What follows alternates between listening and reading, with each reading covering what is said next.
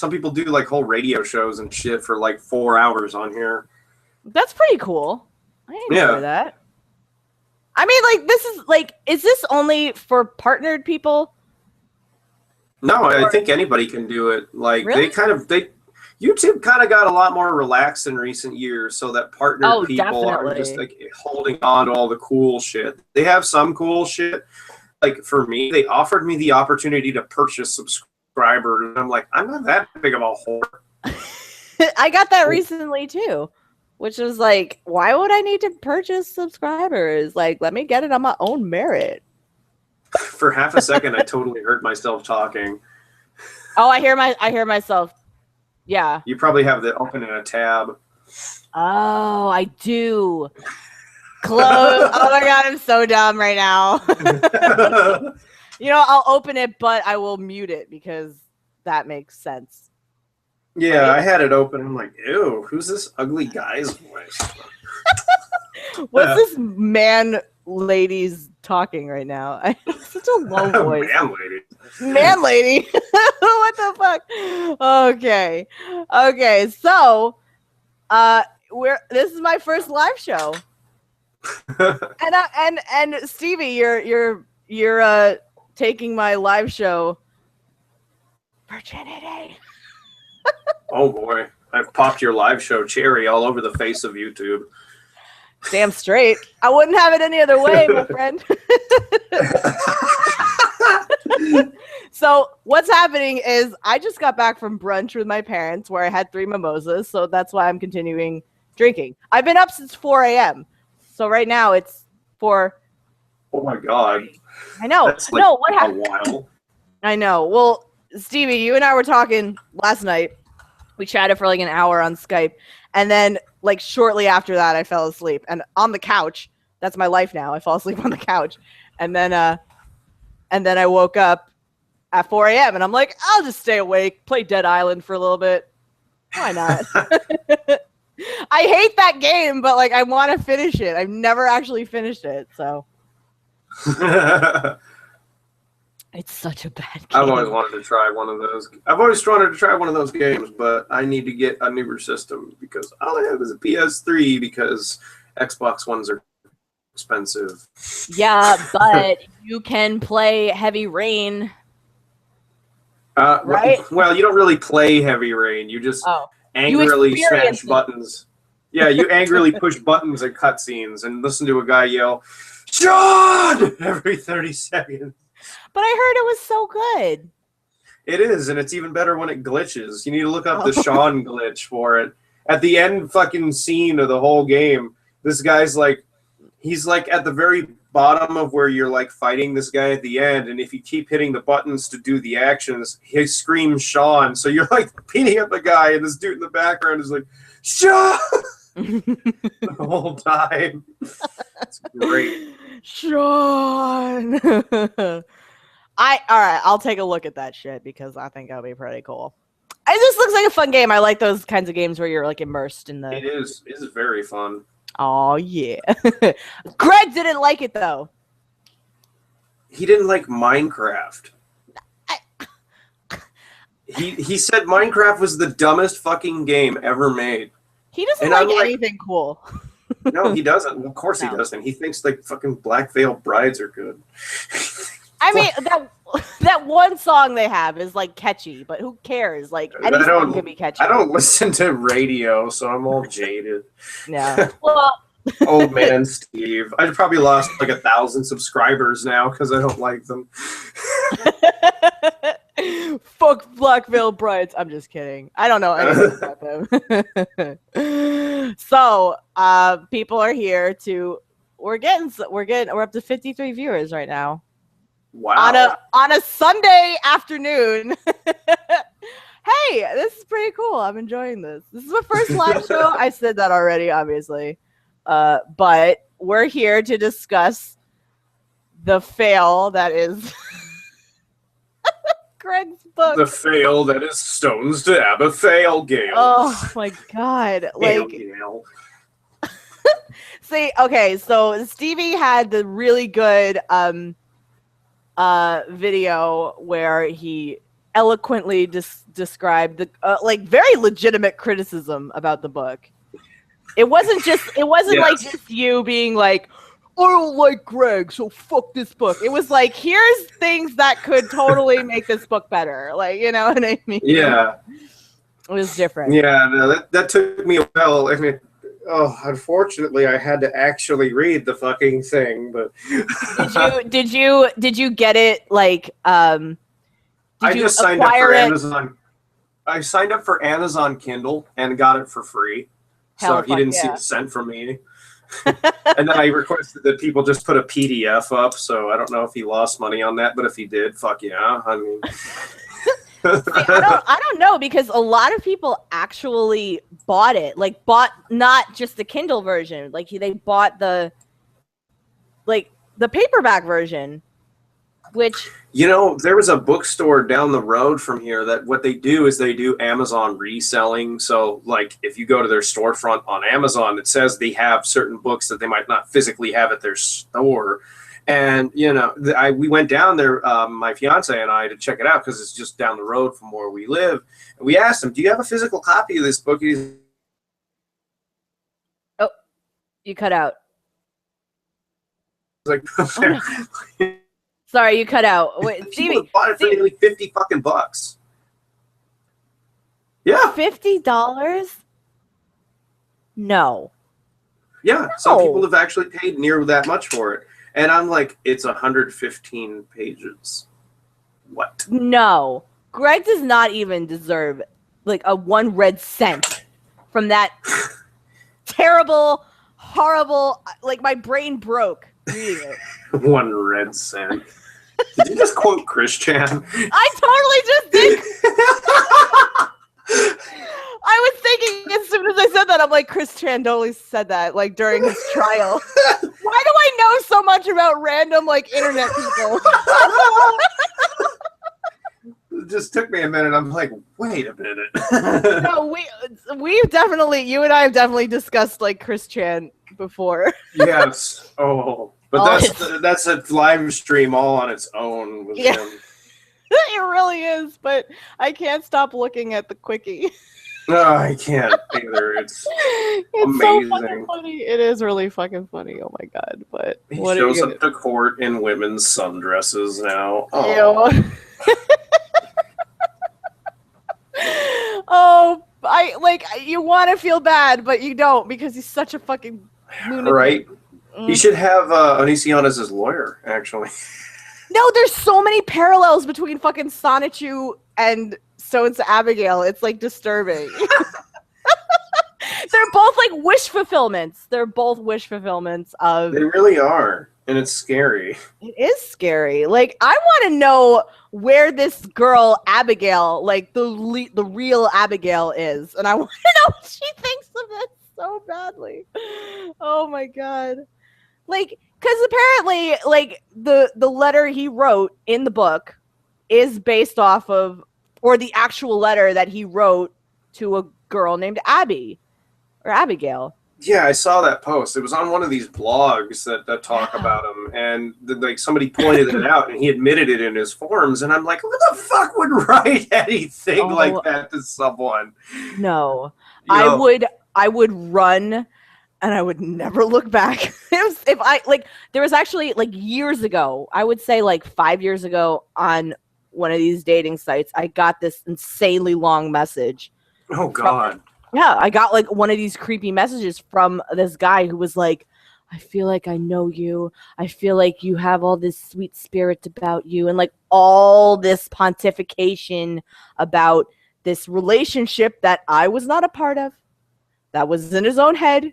And I got like a really creepy, like, okay, this is like, it's that level of like, you don't know me. You don't know this girl. What the fuck are you doing? It just is so weird. Right. I don't understand it.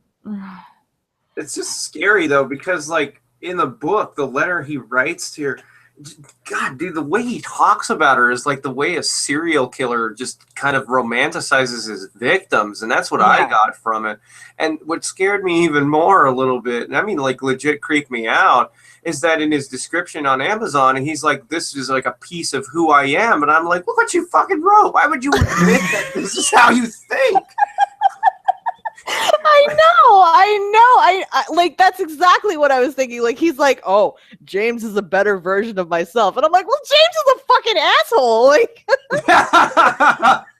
like, really? You're going to actually sit there with a straight face and be like, no, James is a cool guy. Like, no, he's fucking not. No, he is so not. He's like, no, he isn't.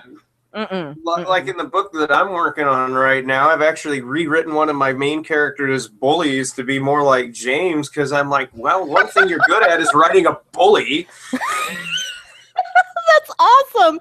See, that's the thing. Like, Greg's book may have been shitty and horrible and like physically painful to read, but it inspired people to write their own shit, which is like, you know, knowing that Greg is our rock bottom and we can only ascend from there gives every aspiring writer hope, I would say. Yeah. I mean, well, it's hard to write something as eloquent as poopy poo poop.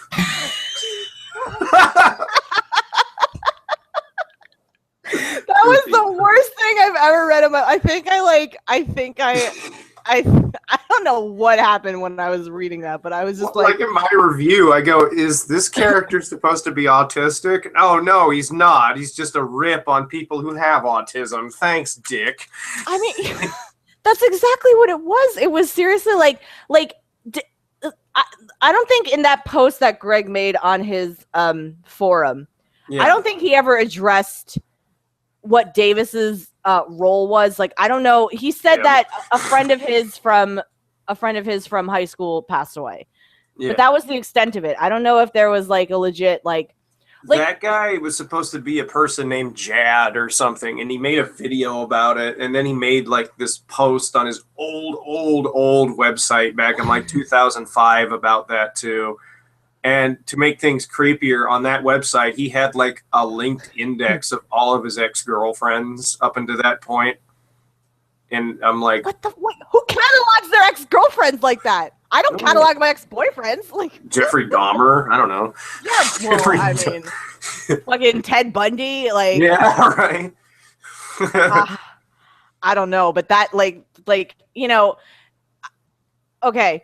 To be candid, there may have been books of like guys I've hooked up with in the past in college, like, because that's what you do in college. Like, oh, this is what I did. But fucking like to go as far as like keeping that going. This is like when he was fresh out of high school too, so he didn't have the whole college hookup thing going on. He was just apparently a freak.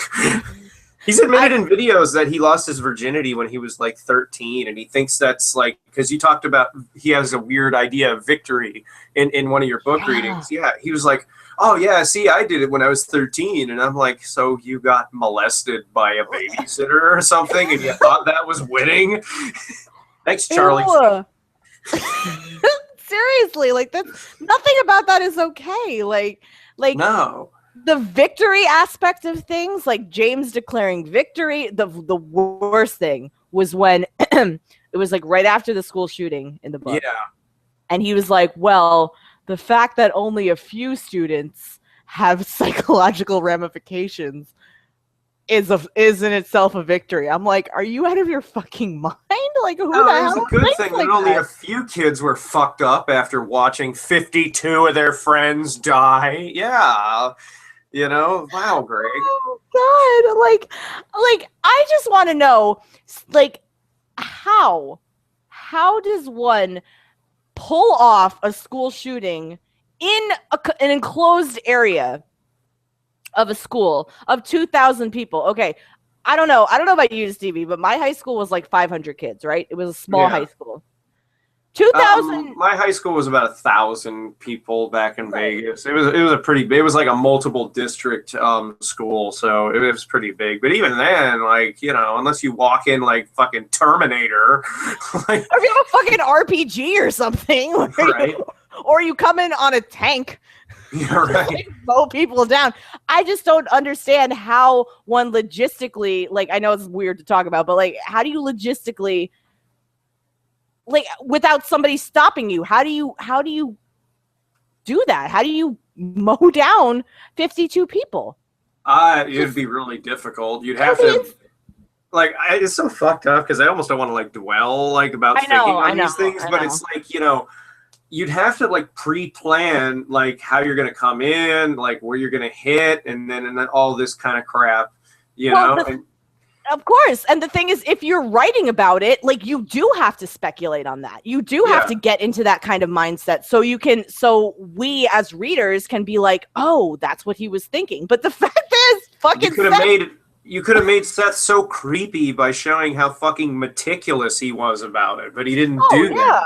And people would want to read about that. Like, it's not like, you know, people are interested in serial killers and stuff like that. Like, it's that morbid kind of fascination that some people have. Like, I like watching documentaries on serial killers. I think that's really interesting, like all the psychological shit behind it, and like nothing wrong with it. Like, I'm not like a serial killer or anything. I like watching ones about Charles Manson because he's just entertaining.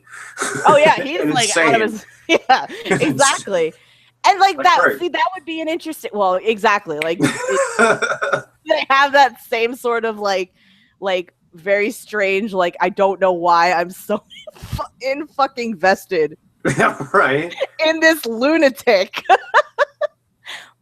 I still can't get over that he was skating around his school during a school shooting or whatever. Like, what? I to this day don't understand the fucking skates. I don't understand. He said he threw down the skates and started skating. Like is it like the Jetsons where it's like a hover skate, or fucking Back to the Future where he just I don't understand. And then he like pulls them off like right before he gets to the pool of blood where all of his fucking classmates are. This fucking what the hell? I don't get it. Yeah. Well, and it's also weird because everything up until that point had been so just ambiguous and vague, and it was so stupid. Like, and in that particular scene, the school shooting was so detailed. And then when his friend gets like hit by the car later, and that's so detailed too. And I'm like, what the fuck? It's with his videos. It's like, why do you dwell on death? You know, and you can't like, oh, you don't understand comedy. You can't use that argument anymore, okay? It's apparent you're obsessed with really morbid shit. So why are you so obsessed with morbid shit? He is obsessed with morbid stuff, and it, like really strange morbid stuff. And like, not knocking that. Like, some people are just attracted to that, and that's fine. However, he paints himself as this like super sensitive, like I'm Greg, like I'm a feminist, I'm body positive and all this bullshit. But it's like, no, like in all of your videos, Greg, like you shoot somebody in the head. Usually a woman. Usually a woman. You shot your fucking wife in the head. He had Shiloh dress up as a man, and he dressed up as a pregnant woman and had Shiloh hit him in the stomach with a baseball bat. So I'm like, yeah, you're a feminist. Oh, and you're apparently pro-choice, too. Oh, Jesus Christ. Like that kind of shit, just like, you know, I know people all have different senses of humor, but yeah, my God, what in the Christ? The whole way James is in this book is just, it was so, like, when I first started reading this, I actually, when I first heard about the book, I swear to God, I thought he was going to do a biography about, you know, what he thinks he's lived through up until this point in his life, because, you know, I mean, 26 years or so, he's about the same age as me, so about 26 years of life, not a really wholly interesting biography. He's 29. Still living. He is. He's that's 6 months older. He's 6 months older than I am. We're both 29. And his wife was 30 17. Oh, Jesus Christ. And his wife was, that's so goddamn scary. No, sorry, continue. But basically, when I was reading his book, I honestly, I thought it was going to be like a biography, but, you know, when I started reading it, I'm like, oh God, no, this is the worst possible scenario. It's going to be a friggin' fictionalized, absolutely magnanimously, overly wordy, verbose piece of shit the whole time. And it was. Nobody talks like James. Like, nobody actually looks at the world like this unless they're crazy. No. It was the weirdest dichotomy of a character I've ever seen. It was like God complex, which multiple people have said that. It wasn't it was like you said it in your review, but so many other people in the review, like, regardless if they read your review or not, so many people can pinpoint right away this guy's got a God complex, from the first fucking page. From the first fucking page onward, you can tell he's got some huge God complex problem. No. It was like, I just didn't understand that. Like and but on the same level, there was this God complex, but it was like, he referred to himself as a nerd or like a dork or a jerk sometimes, and it was this weird, he got that like, right. But it was like, which is it, Greg? Like, what the like, who is your character? Like, and I think it was just interesting that, his character is reflected so much of him. He's a better version of himself, fucking whatever. Yeah. But it was also like I think it was your debate that you had with him, which was, I watched it recently and I fucking could not stop laughing. He named it Online Debate 3. He didn't even have the balls to say who he was debating. Oh, I saw the description. He's like, Greg battles some hater that hasn't left him alone. And then argues with a sock the next day. Rep sock, fucking. It's the 4th of July. Like, all this fucking, I don't even understand. But I think it was your debate where he said, like, he plays a character. He's like, well, in this debate, I'm going to be like kind of passive. And then the other one, I was going to be very like aggressive. And it's like, I don't know about you. I mean, I can guess like how you and I are talking right now. Yeah. Like, this is how we would talk like to any one of our friends. You know what I mean? This is how I talk to everyone I know. Exactly. Like, I'm not going to fucking put on some kind of face. And weirdly, fucking, I remember in Stones to Abbigale when he first met the mom's boyfriend, Rick. Mm-hmm. And he was like, I know that people put on a mask when they first meet each other. I'm like, no, they don't. No, they don't. Like, does that mean that he cut off his neighbor's face and wore it to meet the guy, Rick? Or I don't know what the fuck that was, but I thought that was like this. Greg, you're writing a romance novel, not the sequel to Cannibal Holocaust.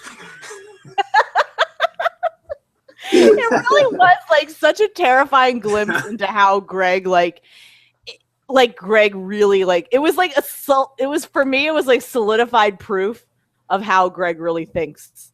Yeah, it really is, and it's just so bizarre. Like, and the you speculated on this for years about how Greg's mind worked, and it was just like he just laid it all out for you. He's like, yeah, he didn't make any illusions about it. He literally just laid out a lot of things that I thought. I know. Isn't that weird? Isn't that crazy? But for me, it was like when he starts talking about his mom's boyfriend in the book and all this stuff. To me, I always kind of did figure that was something that was going on in his life because he never really seems to have had a solid father figure in his life to round him the hell out. He's just sort of seems like he was left to his own devices.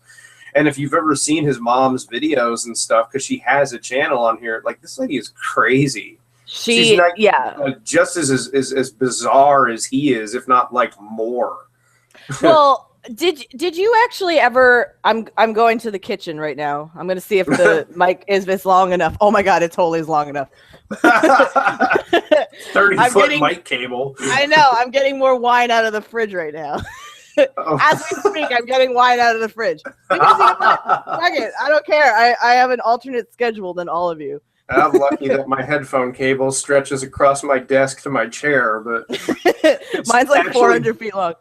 Mine's barely long enough to go from my speaker to my chair. Aha! See this shit?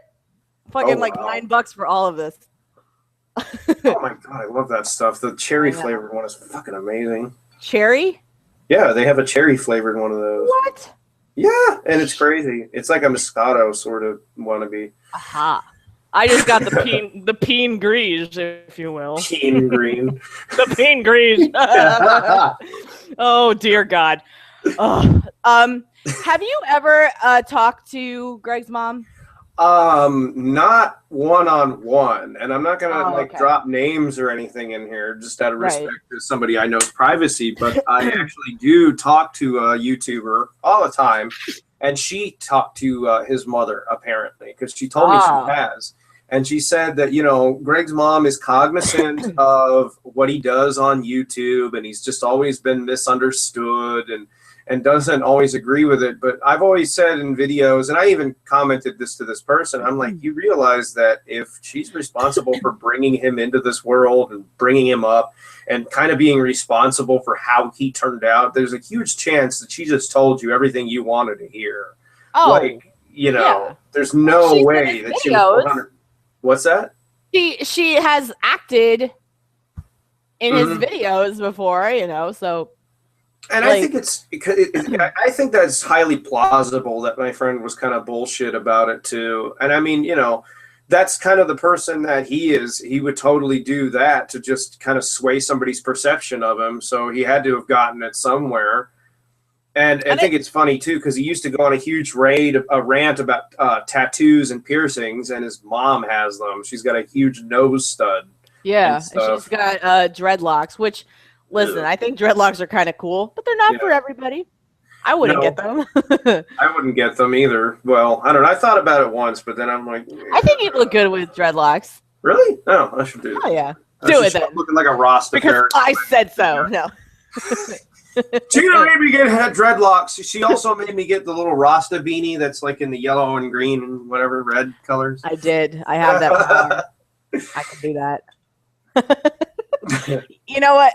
I would say, like, especially based off of the debate that you had, there is a lot of him trying to please everybody or trying to like portray, like, there was so many instances in the book where there was so many attempts at levity of you know what I mean, like there was so many times where like Greg was like, oh, I couldn't believe this. I was crying at my friend Davis's death. I'm like, you wouldn't give a fucking bullshit.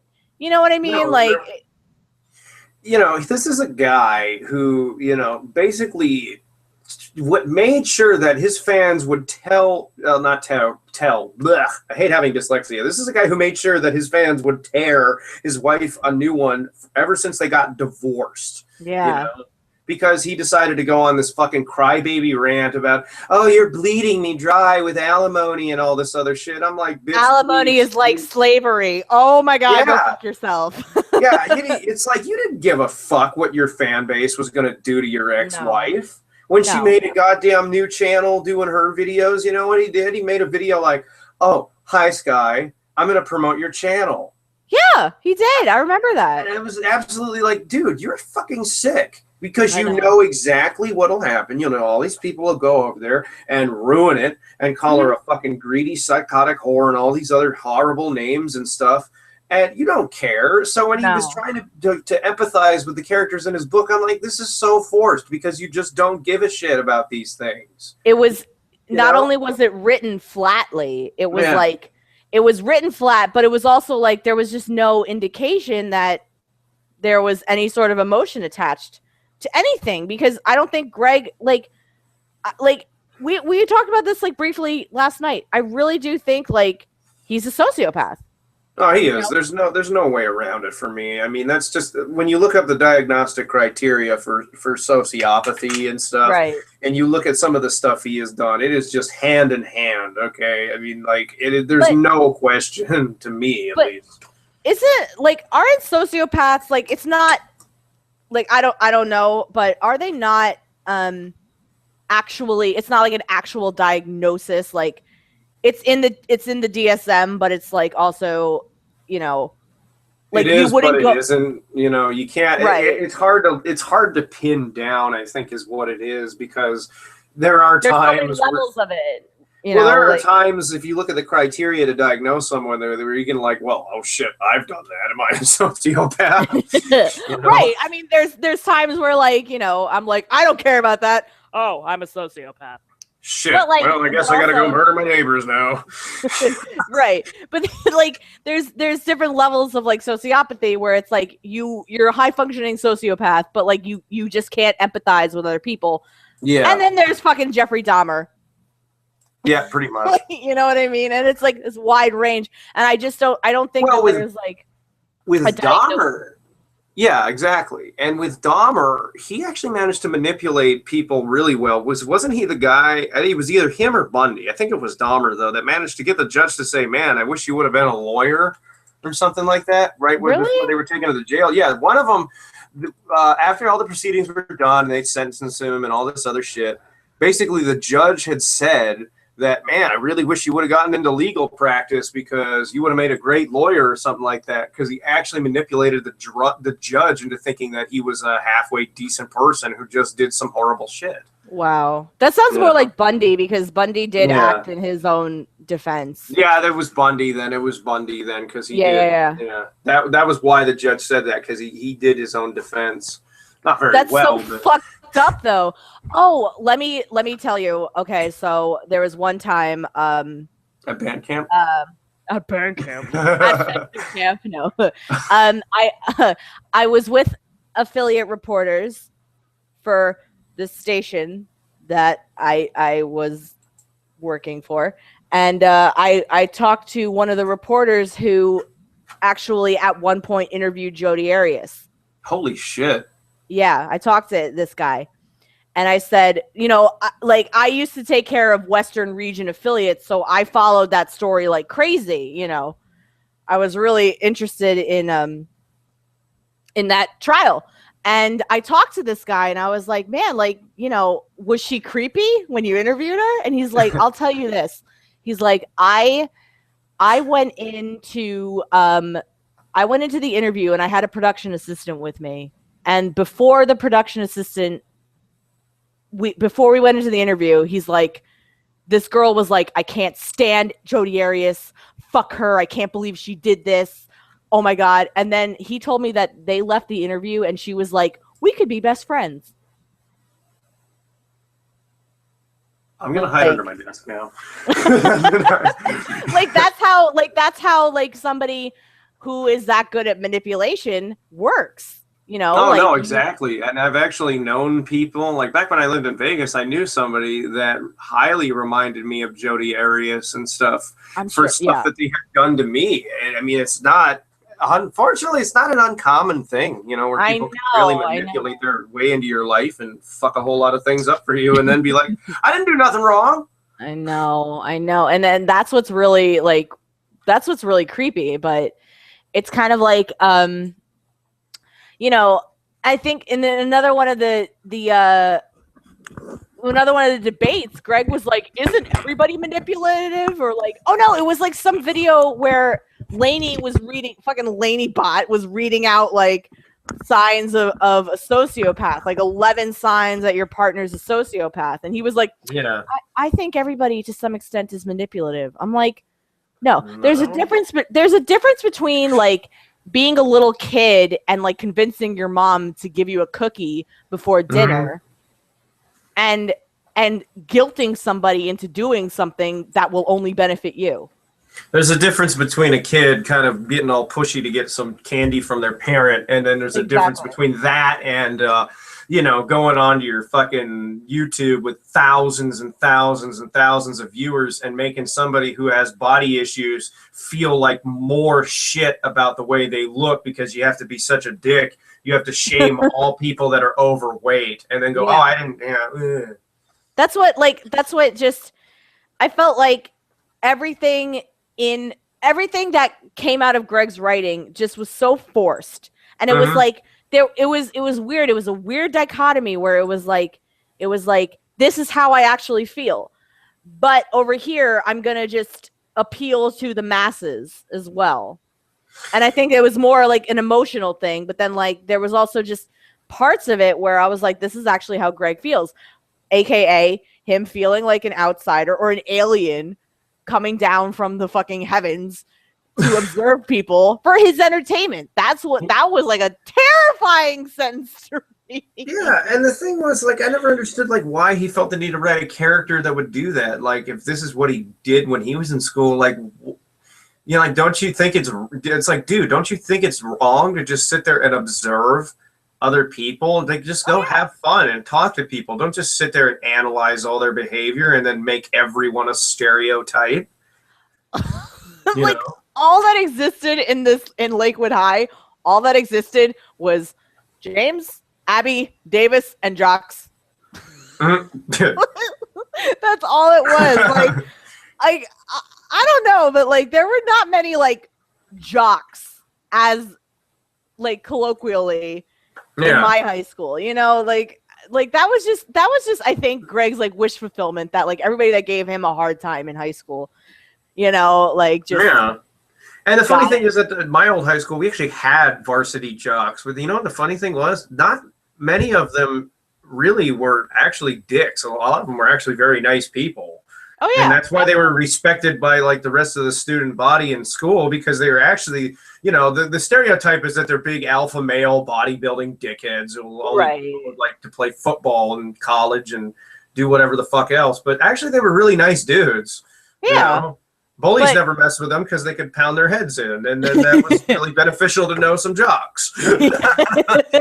Exactly. But I feel like Greg just was one of those kids in high school that like he got picked on, but it was like I don't know how to describe it, but I think you said it in one of your I think that he got picked on in school because he was always that kid who wanted to be the center of attention and always fucking opened his mouth at the wrong moment about the wrong shit. Right. You know, he'd be like one of those people like, that guy sucks because, you know, I just have a problem with that thing. He probably wouldn't, like, for example, he wouldn't have known that person or anything like that, but he'd still cast a judgment on them the way his character does in this book. And that's probably why he was an outcast at school, because who the fuck wants to know somebody like that? Right. There were people like that at my school, and I didn't hang out with them because they were dicks. Of course. And, like, it's not like it's wrong to have an opinion about people, but if you start throwing judgment at fucking everybody for them basically existing, you it's know, like his vegan argument. He's like, I just know I'm right. And I'm like, it's like the Amazing Atheist said. It's like, okay, so veganism is a religion to you because you just know with blind faith that these people suck because you just know it. How do you just know it? Man, that was like a constant theme in this book. Like, it was like, it was exhausting. It was physically exhausting. Like at one point I got up and screamed, and it was like totally like it just I got up and screamed and ran away because I could not with the fucking I remember that from your book readings. I like watched all of them in like 2 days. Thank you. They were great for background noise too, for when I was doing work around the house and around the yard and stuff. So it was great. Just me yelling at Greg and calling him a fucking idiot.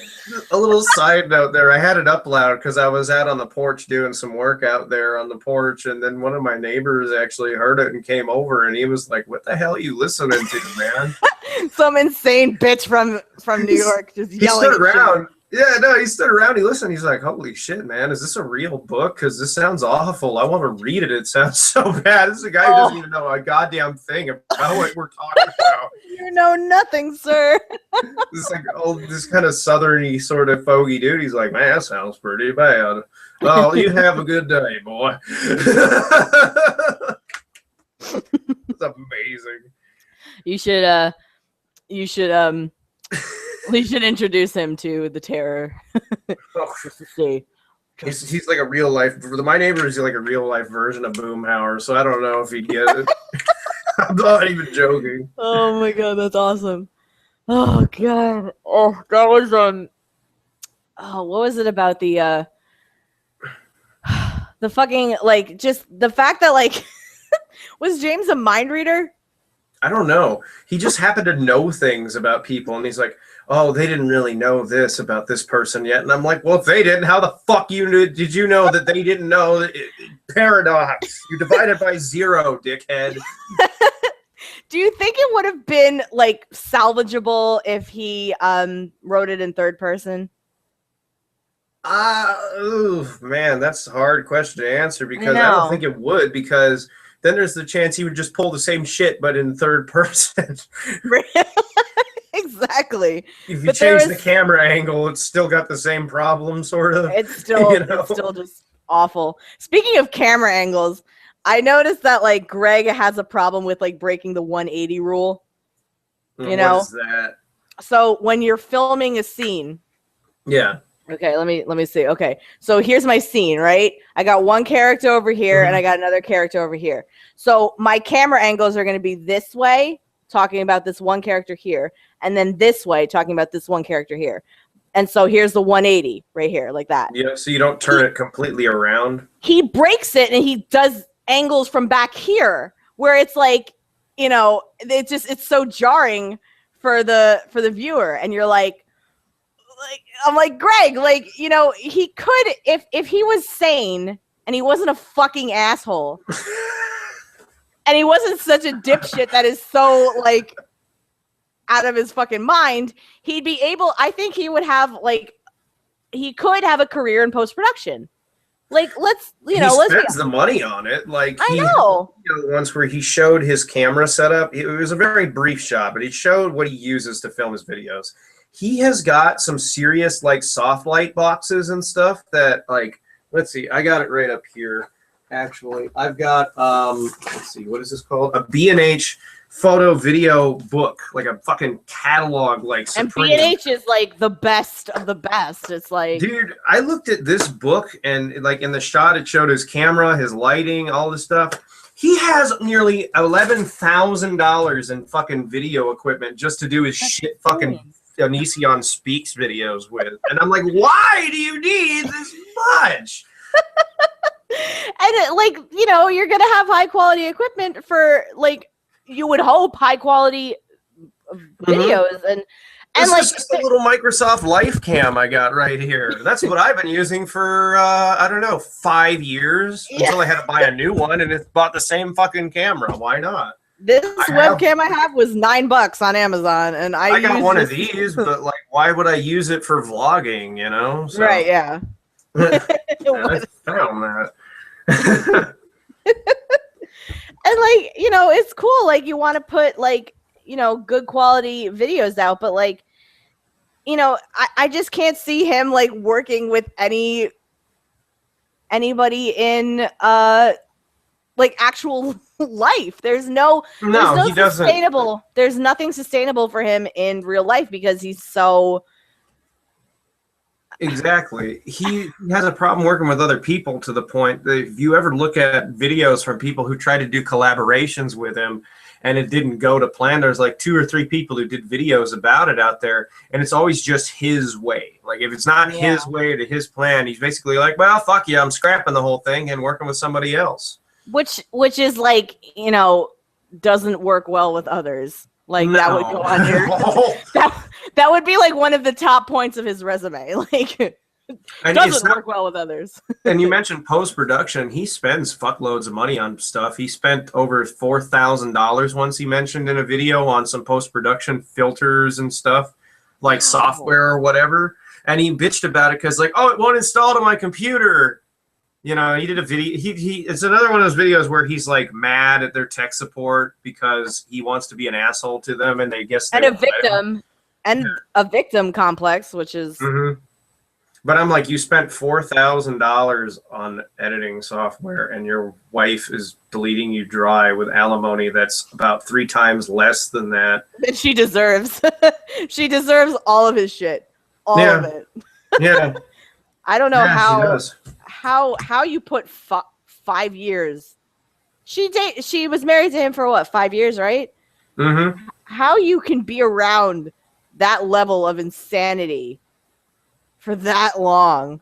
Well, from what the people I talked to in regards to her had told me, that he'd always been this way, that he'd always been sort of off, and his mother had always been sort of off to the point to where the neighbors they lived around the same neighborhood. It was like to the point that other neighbors couldn't fucking really stand them, but just put up with them until they moved. Oh, that must have been a relief when they see that U-Haul pull away, like, oh, thank you, Jesus, thank you, God. Our neighborhood is back. They'll go kiss the U-Haul. There goes the neighborhood. I just, it's like half of me just wants to figure it out. I just want to understand. I'm such a curious George about Greg. I just want to get it. Yeah, right. But the thing is, it just keeps. It keeps changing. It keeps It's because he keeps changing his story on everything. Here we go. Here we go. I found the one he used. Soft box for flash only. And he's got the medium one. That's $210 per soft box. I can't afford alimony. Is that like a digital juice, post-production, It's just like the little soft box. It's like the light reflector soft box. So it's like the little umbrella looking thing on the pole. Yeah, absolutely. Yeah, it's $200 just for one of them fucking things. Because my fiance does a lot of photography and stuff, and she does a lot of video kind of stuff, and so she's got that kind of shit here, and she's like, yeah, none of that stuff is cheap. So no, absolutely not. And if I'm gonna say something nice about him, obviously he puts a lot of time into these bullshit videos that he makes, and you can't really deny that. He really does. I mean, he absolutely does. He's dedicated enough to do it like that, but it's like you want to dedicate your time to trying to do something more meaningful, like, I don't know, continuing to be just a manipulative prick. And I have no idea. With the way he described Abby in the book, is just, oh man, it nearly made me throw up. We don't even get her last name. We get None Chris Jenkins.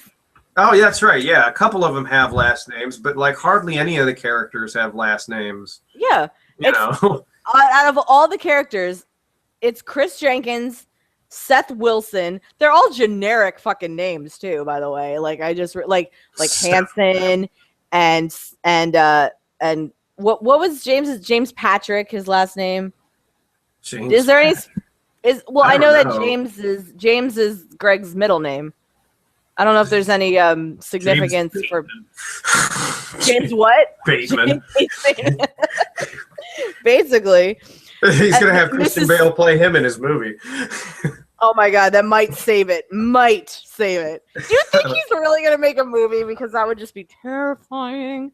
Well, I don't know. Like a movie, but if he made a video for YouTube based off it, I wouldn't be surprised. But how the fuck would he film it? He couldn't ever get a location for it or anything. He'd have to film it all in his house. Oh God, that would be so fucking funny. That would be funny. This brightly colored house. He's got green and orange walls. What does he live in Pee-wee's Playhouse for? I know, it's so shittily designed. It's so bad. Oh my God. But no, doesn't he have a new house now or something? He has two houses apparently, and one he films his videos in, which is the old house he used to live in with his ex-wife in Shiloh, and he's got a new one he lives in with his wife and takes care of his kid in and all this other stuff. So I'm like, what? It always goes back to the alimony thing. I'm like, you were being bled dry and you own two houses. You own two homes and you have all this nice equipment. Your wife just got a fucking Apple Watch or iWatch or what is it called? Apple Watch? The thing. I don't know. I don't like Apple, but scroll on my watch over here. I don't fucking know. I was like that to me is just you know what? I don't think has he complained about alimony lately? I don't think he has. Does he have to pay it anymore? I don't know. I think he has to pay it for 5 years, which fucking Sky deserves so much money. So much money. She was never a bad person, actually, because she did a tiny chat once a long fucking time ago where she talked about some of this stuff, not in a lot of detail, but I checked it out. And she's a very nice person, you know, and I'm just like, how She did you seems like put up one, with yeah. it for so long? No, And then the realization after reading this book hit me. It's like, oh, that's because she's not just a fucking cardboard cutout doll that doesn't need a personality, but just needs to exist to suck his dick, basically. Yeah, basically that's what it was. Like, here's what kind of threw me, because was it the first chapter? I think it was the first chapter. Or maybe the second chapter, I don't know. When Abby gives James this puzzle for her phone number, the nice one. Yeah, the nice one. Like, oh god. It was like an anagram for Onision. I read that. I'm like, well, that's it. I'm just gonna screw this book. But there was also like nothing ever came of that. Like no. You know.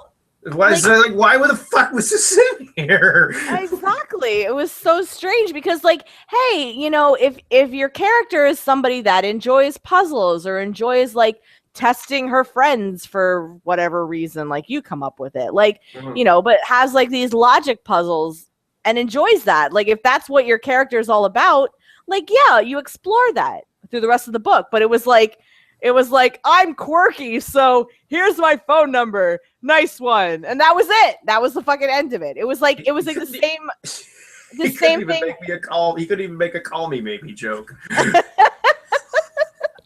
which I still is in my head at this moment. I know. I'm still singing it in my head. I made a stupid joke about that, like when her and I were still on Skype before this, and now I've got it stuck in her head for people wondering, like, what the fuck? Met you. And this is crazy. Here's my number. So let me eat your flesh, maybe.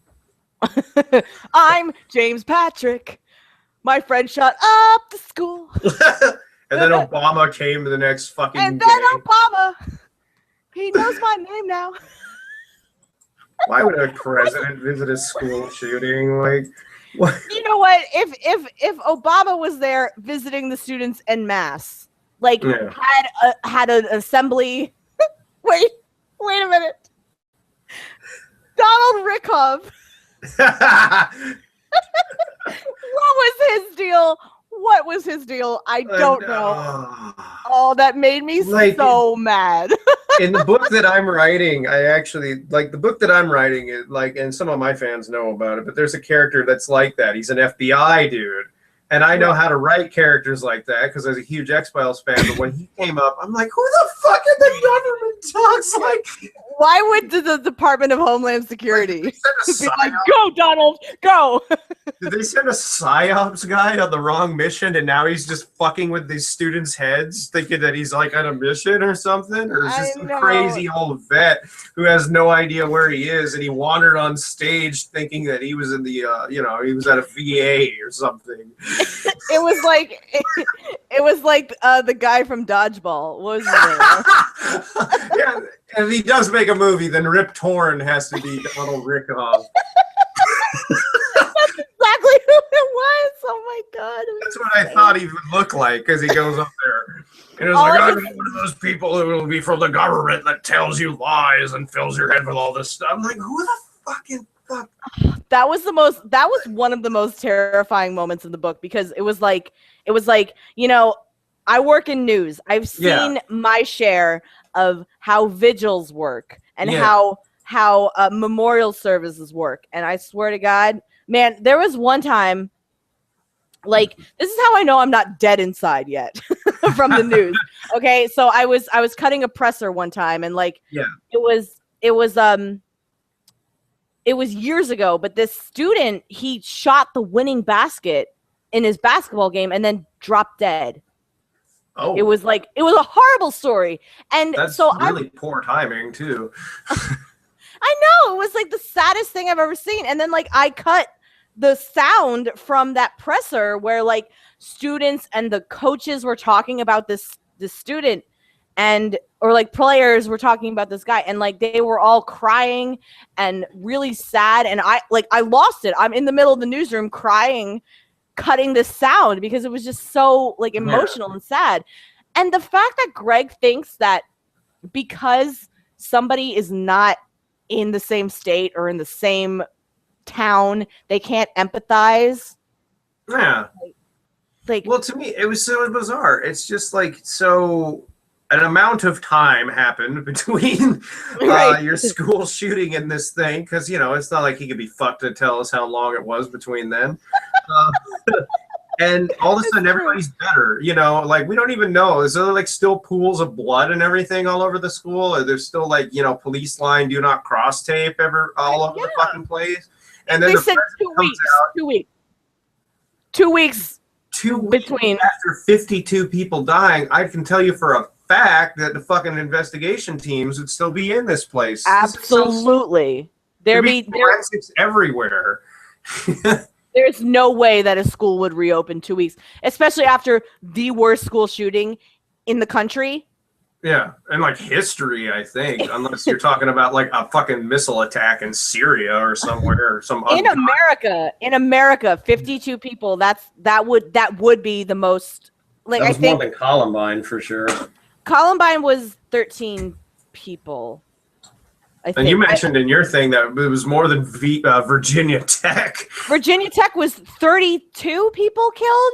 32, yeah. Which is an insane amount of people killed by this psycho on campus, in a big campus. And like, you're telling me that like 52 people were shot inside a school and nobody was able, like, I just don't understand logistically how that could work. Well, and the fact, and here's the craziest part. 52 people are shot in a school. He's dating an emotionally unstable girl who's experienced a gang rape, an abusive father, and is kind of mistreated by other students. A miscarriage and all this shit. And she's hiding among gunshots and dead fucking people. And it's just like, she's okay after all this. That girl would be so freaked after what happened to her. She'd be in a fucking institution for a while. I don't mean that in a negative way. I mean that as in a realistic way. It's just like, she'd be so freaked out after this. She'd have to go to she'd have to go to therapy for years or go to the hospital. You know? But no, Stevie, you don't get it. James cured her. Yeah, I know. Like, tell her full of like mind fucking Zoloft. James and his uncircumcised dick helped her out. His pure vegan uncircumcised penis saved her virgin pussy.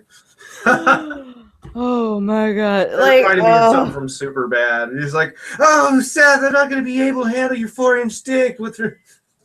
Without that bottle of lube. It's like psycho shit, man. I know. These girls are 18. They're good to go. They're not like dried up old grannies. Oh my fucking god. That's true though. I mean, for Christ's sake, like, you know, like if you delve into the mind of school shooters and mass shooters, they're taking their rage out on the world. Yeah. Because they were wronged by. They have a very misanthropic and nihilistic mindset. They think the world fucked them over, so fuck it, we'll fuck the world over back. You know, that's their mindset. Exactly. It was the mindset behind the Columbine shooters, and that's why I don't understand, like, why some people out there, you know, they look at them as heroes and shit for what they did. It's like, no, they're not heroic. They're just selfish dicks who did something terrible because they wanted to fuck over other people for no reason. That's it, really. It's true. And it's like, you know, like, people, I see posts on Tumblr all the time about like, oh, I can't believe people like them. And I'm like, but that's nothing new. Like, Ted Bundy had groupies, you know, like Richard Charles Ramirez Manson married one of his groupies. Exactly. Or I don't know if they actually ever got married. I think there was something like they had a certain amount of time to get married and they didn't. I don't know. I wrote a story about it. I don't know. A couple months ago. I don't know what it was. Crazy looking as he was too, so it didn't surprise me. I know, exactly. But also, like, Richard Ramirez got married on death row, you know, like Drew Peterson. What was it? Drew Peterson? One of the Peterson guys, the guy who he murdered his wife.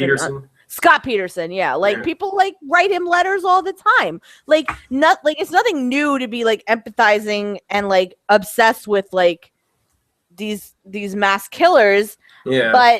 But it's also like, you know, like now people just have this outlet where they can, you know, talk about it more. And it's like he doesn't. Well, the thing that's bothered me too is the way he wrote the school shooting character. He was just so fucking pissed at the world for no real reason. And I'm also a little upset too because, you know, let's just face it. He based a lot of his hatred at things in life in this book, and more than likely he was trying to just get back at me for my videos by making a school shooter. Like, you know, I always thought it was a reference to me and shit. I mean, Steve is my name, Seth, you know. And it very well could have been, which is like really disturbing. I'm not going to say it's 100%, but I felt a little like, oh, okay, yeah, well, fuck you too when I read that.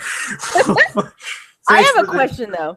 Yeah. Do you like, you know how there was that little paragraph in the book where it was like Seth was wearing an all white suit and there was blood all over it. I'm like, what? But we've seen like 1.5 interactions with Seth. He's a dark character. Why in the world, other than Greg thinks is aesthetically pleasing, why in the world would this guy have a white coat on? I don't know. I never got that. And I just like, other than aesthetic value, there's no reason. And then he dressed up as the guy to do a photo shoot for his book.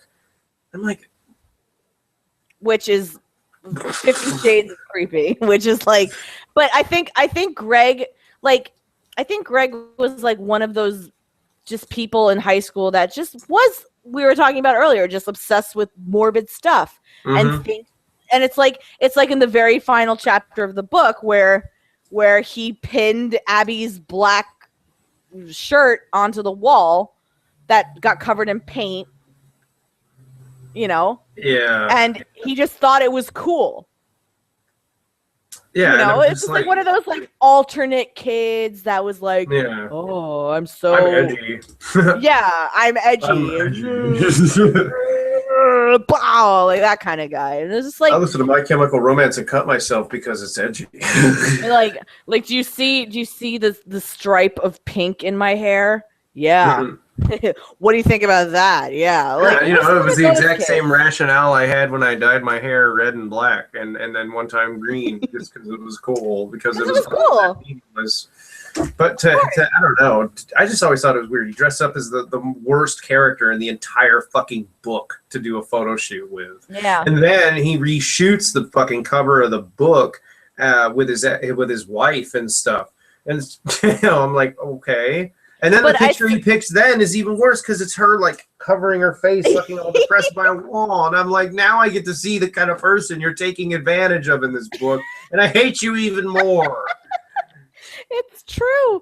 It really is like the whole relationship between James and Abby doesn't make any sense to me because somebody commented on one of my read-throughs, which really, like, I didn't even think of it. They were like, this person said, do James and Abby even go on dates?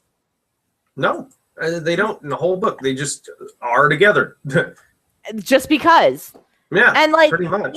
I feel like, you know, like, I mean, I had like 7, 8 years ago, I had a boyfriend who, like, you know, we had that kind of connection with each other where it was just like, I just like him, you know, and like there was no, like, I couldn't explain it, but like we just had like a very intense connection with each other. Obviously, we fucking broke up.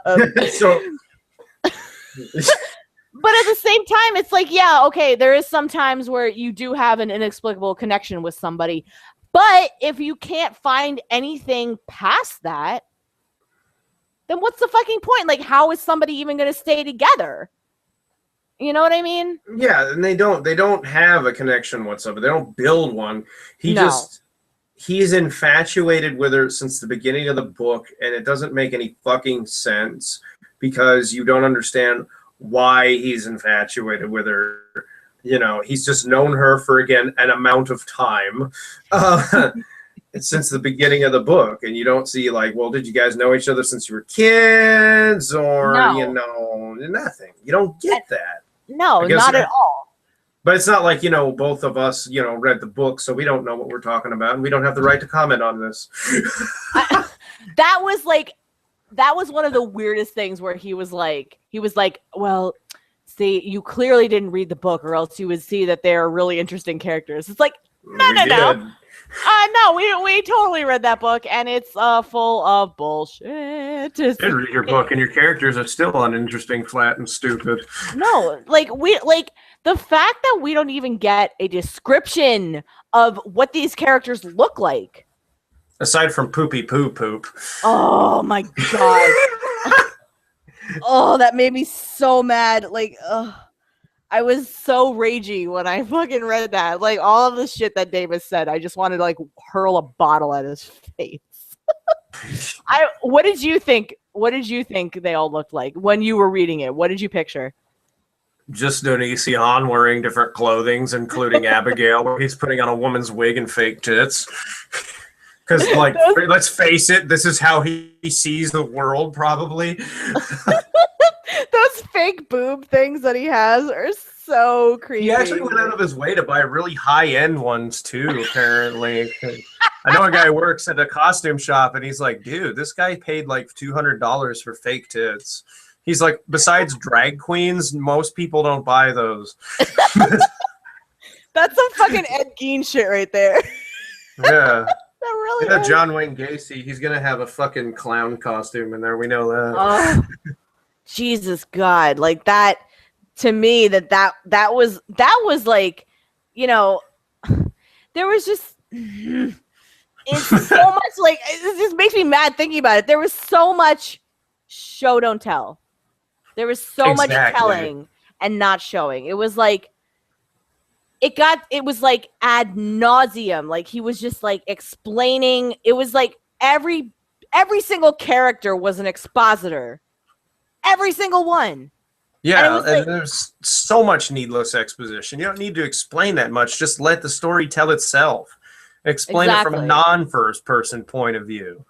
Right. You know? And like, you know, there's times like I know because like I'm writing a book too, and I know that there's times where like I go back and, you know, I'll write something and I'll go back and reread what I wrote. And I'm like, oh, okay, I need to fix that because I just totally exposited for no reason. And like, you know, like it happens to the best of us.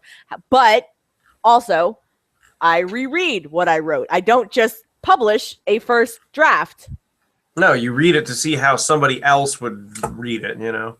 Exactly. And I think that is just like a perfect pinpoint in how Greg thinks. He thinks that whatever he puts out is going to be dick-suckingly tastic. It made me exposit into my pants after reading it. I exposited all over the place. It was just mostly all over the book, and then I called it a story. It really was just like the whole book was basically like Greg's virtual blowjob. Oh, it was. It really was. I don't. My review here. I don't want to think about him getting a beach or terror. Oh, he deleted his old comment. What comment? Remember when I told you yesterday that he had commented on my review? Oh, yeah. He deleted it. Oh, what a pussy. I know. Okay. Okay, this probably needs some explanation. Like, I wrote, like, everybody saw my review video. Well, I actually used the rough draft of the script I used for that video actually as my actual Amazon book review. And he made an account, apparently, from what I could tell by reading it, because it said the exact same things he did in his video. He made an account that basically said, you know, oh, well, you didn't read the book, you didn't do any of this kind of shit. And it's like parodying the same shit that he put in his video, and now he's deleted it. Like, it was deleted on April 10th. Like, oh, you wuss. He is a wuss. Like, even, okay. So that one chapter where I was home in Jersey reading the book, and my mom stopped by. Which was pretty fucking funny. The fact that she, like, I've told her about. I loved those because I was like, oh my God, you have to explain this to someone. I'm going to sit back and watch how this plays out because it's going to be funny. Oh, yeah, just the fact my mom was like dying laughing at like his prose was fucking hysterical to me. But, so like, she knows about Greg. She knows like how much I hate him. She thinks like me talking about him is a waste of time, and I can see how people could perceive that. Definitely, you know. Yeah. Like it's weird, but like it's also to me, it's like enjoyable, like talking about it, you know, because it's just it's enjoyable to me because it's like I just want to figure it out, but also like on another level, it's like I like people buy into it. If nobody gave any sort of shit about this guy and like everybody was laughing at him, I don't know how like invested I would be. You know what I mean? Yeah, and I mean it's just if you didn't follow it from the start, you wouldn't have developed an interest at it at all. Right. Oh yeah, definitely. Like most of these newer fans are like new and they don't understand like back in 2011 and 2012 this guy was on YouTube and his militant because yeah, exactly, in his militant vegan stuff, right? And all this anti-circumcision and then all the Shiloh drama, like they don't know about that shit because he's buried it like on his Speaks channel now. It's just all this mindless like, let me go search something on Google or whatever the fuck browser is paying him to put their browser in his video now, and let me just make a stupid commentary video on it. But he's buried all of his old videos and stuff. And I've actually had fans of his that come to my Tumblr, they come to my Facebook, and they message me about it. And they're like, why do you hate this guy so much? Because they don't realize most of my videos are from 5 years ago for whatever reason. Yeah. But you know, I send them one of their old videos. I'm like, oh my God, I had no idea he was like this. And I'm like, obviously not. But that's because he doesn't want you to. Exactly. You know? And that to me is the most terrifying thing. Like the fact that you can get this new crop of fans that don't know your past and like what other people have seen. Like I would be shocked. I would be shocked if he still had fans from when he first started YouTube or like around the time where Shiloh. Dude, he has got fans before he was on YouTube still. Back when he started on the internet, all he really was this obscure online figure. He didn't really do videos per se besides these really shitty, like I don't know how to describe it. He would just do videos and have like Barbie dolls fight each other. And I'm not making this up. Ooh. I have no idea, but he had a whole his website had like that. It was something called Mr. Odd or something like that, and which is already creepy. Then he had his own website, which was just nothing but a shrine for himself.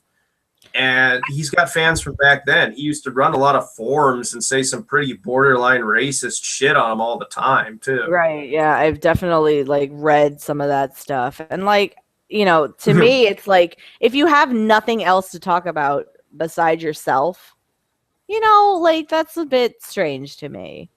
You know, like... Yeah, I mean, my life's kind of boring sometimes, but so is mine, I still don't just, you know... pontificate about, like, oh, my ex-girlfriends and I did this and blah, blah, blah. Like, why do you categorize, like, all your past relationships? What the fuck does that accomplish? I know. And I don't know. Like, the way he puts himself on a pedestal after they're over, too, is just so... I remember there was one Facebook post he had where he's like, I broke up with all my exes, so that means I'm victorious. I'm like, what the fuck are you proud of that for? Like, you were the one that broke up with everybody? He did that recently. He's like, we've been together this many years. We win. And I'm like, what? No. That is like, if I had a boyfriend right now and he was like, hey, Gines, this is day 362 of us being together, I'd be like, you're fucking creepy. What are you doing? Like, I'm gonna prepare the oven for you. And I don't understand that. I don't understand living for people that you don't know online. You know? Yeah. That's all he does, too. It's basically all he does. It's basically all he fucking does. Like the whole Shiloh thing where like every day it was like give a shit about what's going on in our relationship. I didn't make a lot of videos on it either because I didn't have the time to keep up with it. Like I never made a video on her amnesia bullshit because it's just like I don't care. I think yeah, basically. But I feel like if I'm gonna speak candidly on his relationships, then again, we're not there, we're not going on. However, we see the same thing that his fans see, so we can always come up with our own thoughts about things. Like, I think that gets lost on a lot of fans. Like, we're all seeing the same thing that they see. Mm-hmm. But it's not like we know a better background behind it, basically. Right. And it's not like they have a certain like special insight into him versus what we can see. Like, we all see the same thing. But I feel like the relationship that him and Shiloh had, I think that this is what kind of what he based off of for his book. I think that very heavily, because like his full spectrum of crazy was starting to come out when he left his ex-wife, and then just right when he got with Shiloh, like the alien spore that gave him his craziness just erupted in his brain. He did a video shaving her fucking head and all this other crazy shit. Because they're both on like the same wavelength of like, we're kooky, ha ha ha ha, like that kind of way. Much. And like that's all well and good, but if there's nothing past that. Well, she's kind of moved away from all that now. She's doing whatever the fuck. And she actually had the potential of being an all right pop star and stuff. She was like kind of a more off-brand version of Avril Lavigne. Oh, yeah, definitely. She has an amazing all just got voice. Destroyed. All that just got completely fucking destroyed by this asshole. But apparently, I think she's trying to start up, or like, she's talked about trying to start up her music again, which like I have no ill will towards her. I never had any ill will towards her, and I hope that she like thrives, and I hope that she does really well in life. I've never had any problem with a lot of the women that he's been with. Like, she did some of her her fair share of stupid shit, like lying about the fucking preemie baby and all that kind of crap. Because I'm like, why is it's just like, after a while, I'm like, why is any of this happening? Like, you can lie about something. You can say that Greg had like a war criminal fucking for a relative or something. I would have been more classy. My grandpa was a Nazi, Right. Be like, oh, well, that's okay. Like, that actually explains a lot. Right. It's but from. Like, I don't know how many videos you've seen with him and Shiloh together, but like they seem to like vibe with each other. You know what I mean? Did you hear that? You cut out, I think. Oh, sorry about that. Yeah, it froze. God damn it, Stevie. I'm sorry, okay? Oh. How dare you? Okay, you know what? You're triggering me. Trigger. No, I heard like a second of that. Oh, I'm sorry. I would say him and Shiloh had like a more like, they seemed to vibe with each other, They had like a certain kind of chemistry with each other. Like that's what I observed. Like, I'm an only child. I like to observe people, but like I don't use that information for anything. I don't judge people on that information. I'm just like, oh, that happened. Yeah. I like to people watch, I like to do that kind of stuff, but I would never assume I'm better than somebody because of an observation I made. You know what I mean? That's what James did in this book, That's all he did. All he did. And really, somebody in the comments brought this up. They was like, I don't want to be ageist, but most of his fans are like 13. He wrote this book knowing, like, this book was going to be like mainly read by like young teenagers. Yeah, and they're all telling them that it's the best book they've ever read. Which, well, duh. I mean, like, what would they have read by like 13? That's why I don't fault it. But there are so many grammatical errors in here that even a 13-year-old would notice, where it's just like ampersand every 5 fucking seconds. Like, you don't just motherfucker, write it. Even if you want to just copy paste like, God damn it. Like, that didn't make any sense to me. Why? Like, just why would you ever use ampersand in a book? Because he thinks he's writing a phone manual for AT&T. I don't know. I don't understand what the fuck that was even about. But it was just like there was so many, like every single time, every instance of okay was just okay, not okay. Like, yeah, I didn't get that either. Like, I can't get away with it because, like, when I'm writing my book, like, I have my fiance read it over, and she fucking like gets on me for that because it's like, no, that's lazy. Don't be lazy. If you want this to be like a really good book, you want it to to be looking professional.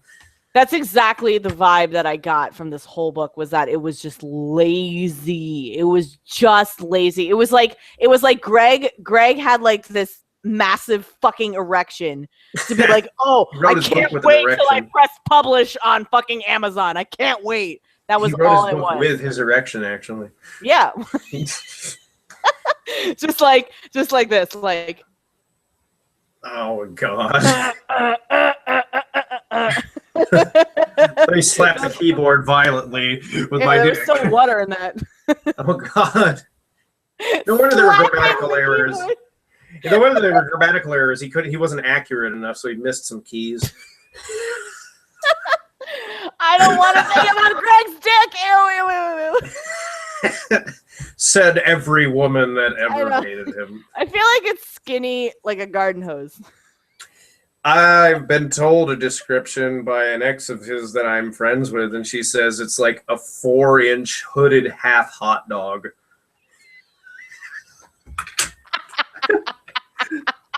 She's like, it's the most underwhelming. She was like, it's the most underwhelming penis you'll ever see in your life. No wonder he has issues with circumcision.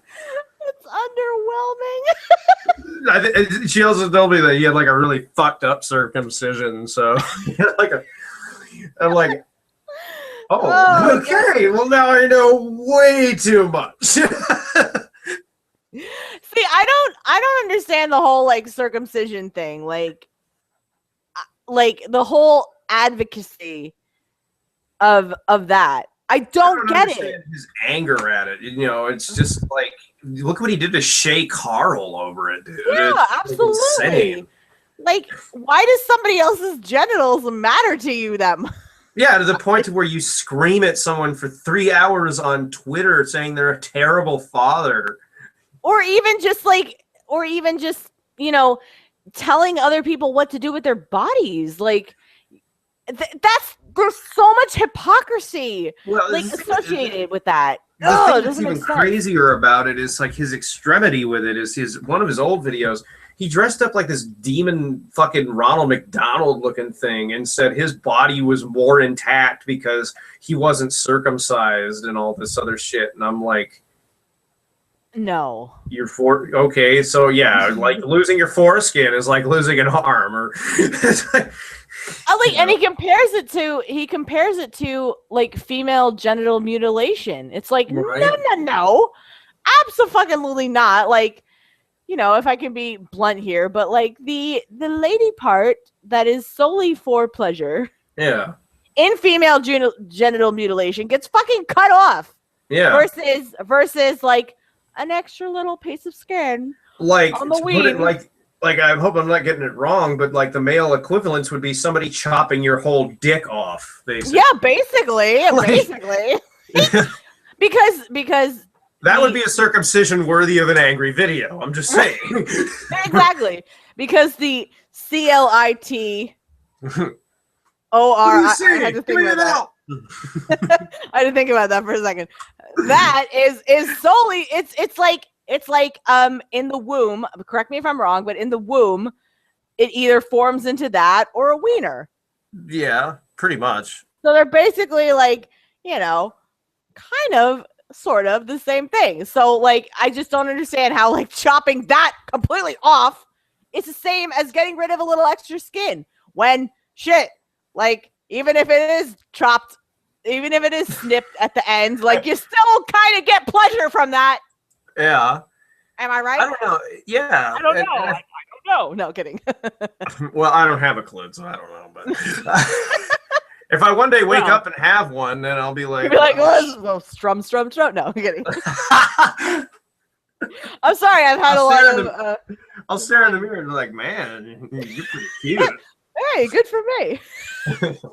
This isn't like the most narcissistic thing I've ever done, wanting to totally bone myself in the mirror.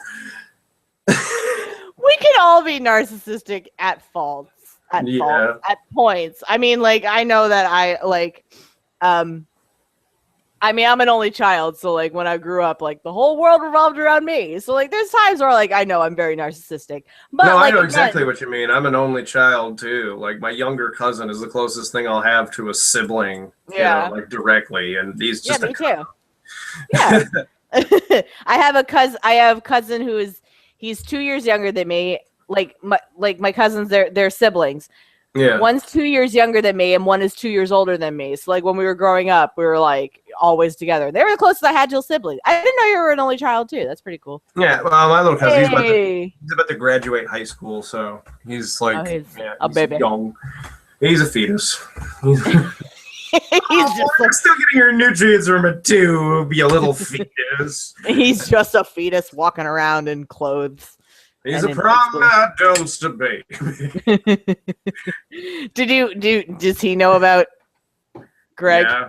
Yeah, he does. He walked in on me doing a video once, and it was so awkward too, because it was like the same level of awkward as if like he'd walked out on me beating it or something. Like I look back, like, I'm like, oh shit, and I have to like hide the camera and everything. I'm like, because at that point I know it's like, oh shit, I'm gonna have to explain this to him and everything. It's the same thing a kid goes through when his parents caught him jerking off or something. It was weird. Basically, because you have to explain what was going on. Oh, shit. I threw on my porn. It was easier to explain. Right, yeah, exactly. Like, yeah, I just wanted to fucking... No, but he knows about it. He knows about it. I showed him one of the guy's videos a couple of years ago when he was like 16 or 15 or 16, and he was like, wow, I really don't want to live on this planet anymore. I know, basically. This is a kid who was like, no, this was like more than that, because he was still in middle school, so that was longer than that. But he was like, Jesus Christ, I'm still in middle school and I'm smarter than this asshole. I mean, that's basically like, you know, I don't want to knock on people that like, you know, aren't smart in the weird sense of the word, but like Greg is just not like the thing that bothered me is that he just proudly admits he's never read a book since high school. He's very mal-educated, and I don't know where that comes from. I said earlier, I think it comes from how he was raised, but like he just seems like he never got an education that was worth a shit, because he really doesn't know a thing about anything. Like, no, he doesn't. Fucking, I don't know how else to say it. He's just really fucking stupid. It's just like, you literally, he's stupid on a lot of topics. He doesn't know shit about history, because when he talks about like things like, you know, 9/11 and why the world is the way it is because of things like this, it's just like, dude, you are one dumb motherfucker. You know? It's like everything that you use the perfect word in like one of your rants. And like I used it in my read-throughs. He bloviates about topics. He does. It's like really the perfect. That's all he does, because it's like the things that he talks about. It doesn't come from a sense of, I read this article, I read this study, I concocted my own study. It just comes from, well, I thought of it. Yeah, like he said in one of his vegan videos. It was one that the Amazing Atheist responded to, actually. And he's sitting in his chair, these douchebag fucking glasses. And, you know, he's just like, oh, no, it wasn't that one. It was the Murder Eaters video. I don't know if you ever saw that, where he's got the beanie on, and for some reason he has to have the camera there, and he's just always looking to the side, like every cutaway he has to look back, you know. I'm and he's like, oh, no, I just know I'm right. Oh, it's like the creepiest thing I've ever seen in my life. Yeah, he's yelling about veganism and how like meat eaters are murderers, whatever the fuck, stupid shit that people believe if they're insane. But and he's just like, oh no, I know I'm right. You know, that's where a lot of his his ideas on shit just seem to come from. That he just believes it's true. It's fucking true. And is that a trait of narcissistic personality disorder? It can be. Definitely. Because I just had it pulled up on my phone here. That's what I was looking at. And interesting. Yeah, that's one of the traits where it's just like a lot of presumed knowledge and stuff. And that's another thing about sociopaths is they're very charming and they're very entertaining. It's just that's all it is. Really. It's all superficial charm. And I think that unfortunately is what drives in the younger viewers because, if Greg was like a physically unattractive person, I guess. Like, I mean, like, for all intents and purposes. Definitely. Huh? I said, oh yeah, definitely.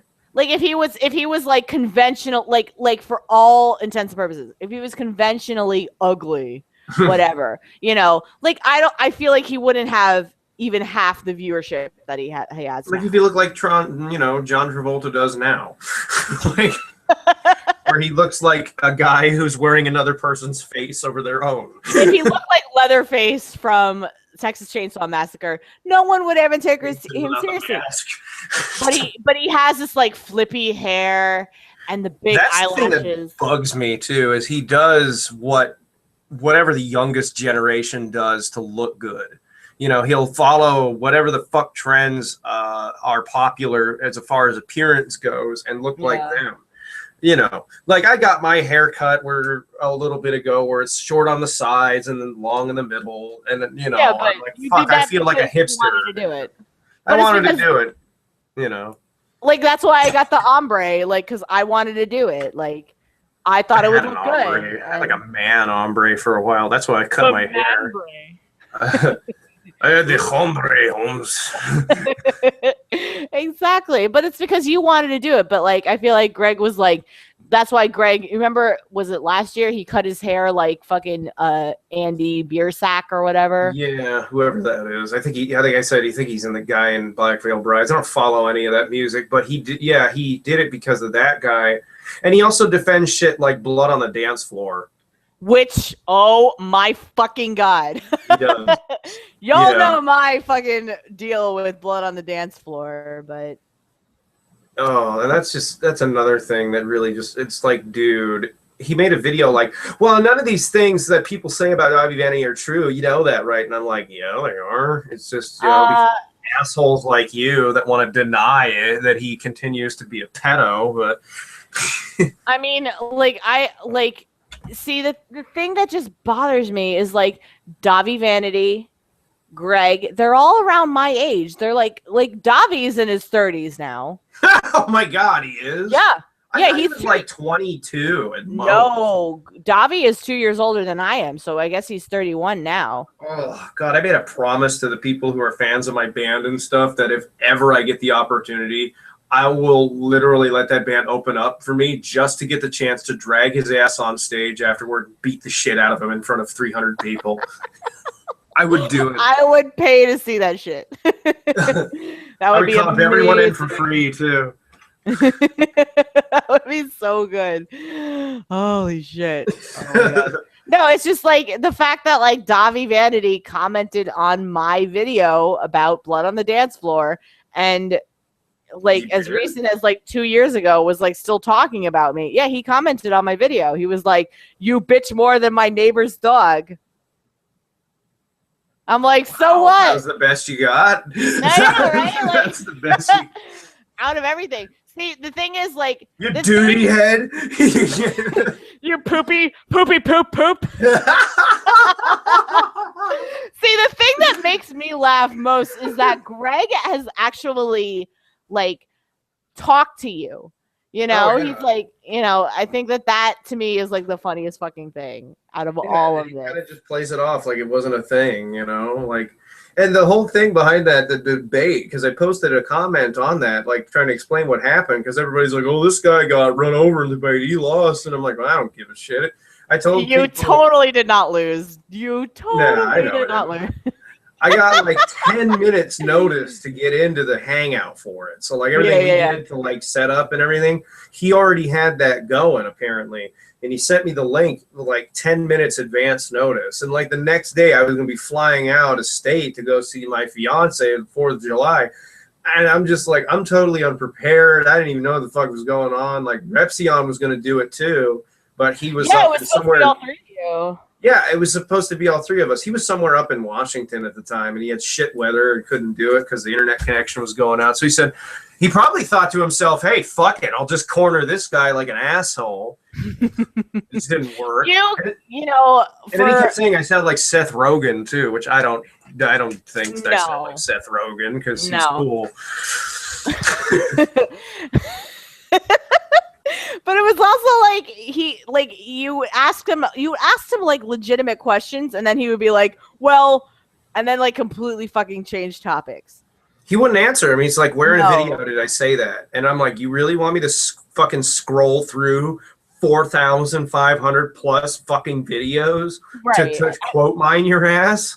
If you had time to prepare and you came in with all this, like, it's like, I don't know if you were there one time, but like Nate talks to you. You know Nate talks to you. I watched all of them. Yeah, I know all those people. I like watched all the debates. Yeah.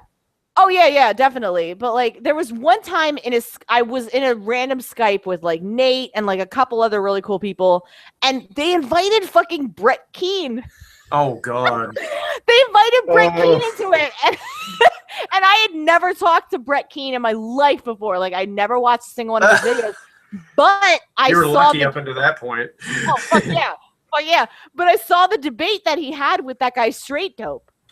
Oh, God. That was which was amazing. It was the best fucking debate I've ever seen. And, like, but Straight Dope and Brett Keane, that debate, like, Straight Dope at least had things to back up what he was saying. But the fact that Greg dragged you into this debate like that, you know, you didn't have time to prepare. You didn't have time. Like, he asked for evidence. And it's like, you know, I'm not ready for that. You know what I mean? Well, the thing is, I didn't really think he would be so fucking cheap as to pull something like that either. It's just like, man, you are a real douche because you have so many videos where anybody can point out anything. As I pointed out, I'm like, so why do you make fun of rape? And he goes, well, point me a video where I make fun of rape. Which one had rape? And I'm just like, fuck you, asshole. Every single one of your videos have this in there. There's a lot that, like, the things that he jokes about is, like, not something that, like, you would joke about in your day-to-day life. No, I don't want to get, like, too super personal, but it's not like the guy will come downstairs and kill me if I say it. But we had, like, a neighbor for a while who would crack jokes like that pretty nonchalant, and I don't know if, like, he didn't notice how other people reacted to it, but he'll crack a really fucked up joke about like abortion or something like that, that in the context of a regular conversation, it comes off like, whoa. Right. Like just ultra cringeworthy, like, dude, good. Like, here's a perfect example, okay? Like, how are you doing? Dead babies, the Holocaust. No, terror. Perfect example. So lately I've been back on OkCupid. Oh God, that's gotta be fun. Just to fuck with people. Like, that's all I'm there for. I don't plan on meeting anybody. I just want to, like, cause a little chaos in the world. So, this guy, I've been messing with him. He keeps messaging me. Oh, no. And like, I'm just messing with him. He's like, so, what are you up to today? And I'm like, I'm playing Ultimate Frisbee, Fire Edition. And he's like, oh, what's that about? I'm like, we light Frisbees on fire and throw them. Like, that actually sounds like a fun game, but I know, right? But I'm seriously like making those outlandish statements, and he's like, oh, that sounds so cool. And then I just got it like 2 hours ago. This message. He's like, well, I hope you enjoy that Frisbee. I'll be sweating at a barbecue like a faggot. I'm like, what? So what is he saying he's going to do? What does that mean? So you're going to go to a barbecue and make burgers while blowing people? I don't know, but I was like the most recent message, I was like, why would you ever say that? Like, I don't call people faggot. Like, I don't use that word normally. Like, I'm saying it now because I'm just repeating. Yeah. But like, I don't use that word. Like, that's something that's get on my my case repertoire. for me. People get on my case for me saying it in videos sometimes, and it's because I'm, I finally let it slip, and I get like really fucking pissed, And people are, you should never say that, and I'm like, well, be quiet, because I was mad as fucking hell. Like people say it, and like you're never ever gonna control somebody's words. Like people are gonna use a word, and other people are not going to like it, no matter what you say. The fact that I just said it, like people are going to probably have a problem with it. But why would you know what I mean? say that to you is what I want to know. Exactly. Like I said, I'm like you're gonna. It's like if you think about it, it's like a Louis C.K. joke. You're gonna be sweating like a faggot. So is one guy gonna be behind you and one up front, and you're gonna have to like move around the grill to deal with this, or exactly like Louis C.K. is like I would never call a gay guy a faggot. I just call him a faggot because he's being a faggot. Because being a faggot, Exactly, and like I understand that people do have a problem with that word, and I know that's like it's not a nice word to say. The fact that like you say that on a dating site to somebody was outlandish to me. Was just an aberrant word to use, and I was because, like, dude, you're trying to pick me up, and you say you're sweating like a faggot. What the fuck does that mean? Oh, it was just ridiculous. I just thought it was. So how was your day? I was at work sweating like an N-word. Exactly. Like what the fuck? I just don't understand. I don't understand your logic. I was sweating like an N-word in a cotton field. What? What? Really? Jesus Christ, Stevie! I gotta pee really quick. I'm gonna go do that. I'll be right back. Okay. Okay. Talk to people while I'm gone. I'll be right back. Shit, I was gonna go grab a bag of cookies. Go do that. All right.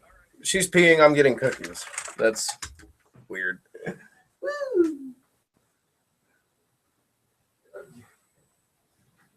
Oh.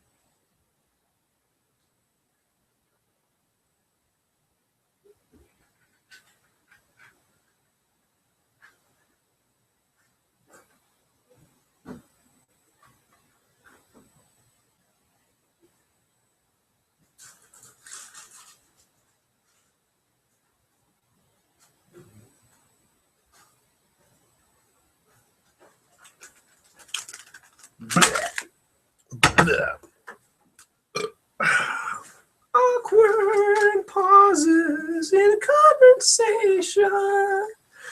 Oh, it's not like I feel awkward that there's probably like 1,000 people watching this right now while I, fumble around to get cookies and such. But anyway, I am reading the comments in this, and it'd be cool to know what people think of the hangout so far. Open up cookies. There we go. I'm sorry, I totally needed refreshments and such for those washing words and stuff and things. This is awkward because now you brought a cat with you. I brought a cat with me. Oh, this is Sadie. She's so cute and snuggly. I got the cat laying on my floor. All right. Where? She's like right there. Come here. I can kind of see in the recesses. Oh, Mrs. Sadie. She's so snuggly. She's a superstar. Everybody loves Mrs. Sadie. My cat. I have 3 cats here actually. My cats, they sometimes like to get on my videos. They'll when I'm recording, they'll walk in the background. One was trying to climb on top of my comic book boxes over there because I've got a whole big collection of comics over there, in these boxes right there, and she tried climbing on top of it. Oh, what kind of? How many? You have 3 kitties. How many? Boys, girls? Oh, they're all girls. Aw. Yeah. They're the nicest. Actually, they're not. Girl cats are the meanest. Sometimes. Except for this one, right? Come here, Mrs. Sadie. Okay. Oh, I love Sadie. Sadie's so cute. She looks like our cat Gizmo. Yeah. She's a nice lady. She's really fat, but she's a nice lady. Excuse me, I'm Kemp. I'm not fat. Well, when I first got her, she was like nice and lean, and then I plumped her right up. Can't help it. My cat doesn't want to get on my lap because you're too fat to jump. Sadie's the lap cat, and she's biting the vacuum. Stop. No biting the vacuum. Stop it, psycho. Stop it. Knock it off. Was she trying to fight the vacuum? I don't know. She's biting it. She like bites a part of it. She's just an attention whore. She really is. She's just like my cats like to bite on my guitar cables, which is really weird. I guess they like the rubber that the cables are wrapped in. Yeah, they do. Sadie. I can't tell you how many fucking like headphones Sadie has. I know about that. I used to have a pair of, I forget what brand they were, but they were really good. They were earbuds, and like my second day after moving here, Gizmo ate mine. So they bit them clean in half. I'm like, hey, I found my headphones. Where's the part you plug them in with? Oh, that's on the other side of the house. Yeah, it's awful. I was like one time I was like getting ready for work, and Sadie was sitting in the middle of the floor. I'm like, oh, and there's like something at her feet. I'm like, oh, what's that? And I realized it was my headphones. I was like, oh, you bitch. How dare you? I can't believe it. Oh, well, my fiance and I actually have also huge Alaskan Malamutes. So we have 2 big dogs, and and they like to leave little presents. Like, oh, look at that possum I brought in that's dead. It's a present for you. And I'm like, holy crap. The birds were fun. That was fun to deal with for a while too. Oh yeah. And they don't do it to be malicious or anything. It's just, it's to just a dog. Present. Yeah, to a dog. It's like, I brought you something nice. I'm dog. Enjoy. I hope I was thinking of you when I was biting the head off of. So I didn't know your particular brand, but I bit the head off a quail, and yeah. Ah, that's great. Where's the head? Ah, fuck, the head is on the patio. Oh, damn. Animals are fun. They're silly. So cute, though. Thank God. Because animals can get away with that. See, if I, decapitated my neighbors and brought my fiancé one of their bodies, I'd end up You'd be in jail! No, I just told them about the books. You'd be where Greg should be right now. I'd be named James. James Patrick. The next Lakewood High president. I can't believe he never did that. He didn't decapitate Davis and give his head to Abby as a present. Oh, thank you, James. I appreciate this gift. Oh my God. I feel like why didn't any of the characters have any sort of physical description? Because I don't really know, other than maybe he's just such a bad writer. He doesn't know how to describe someone. It took me a while to figure out there's different ways you can do it, really. And,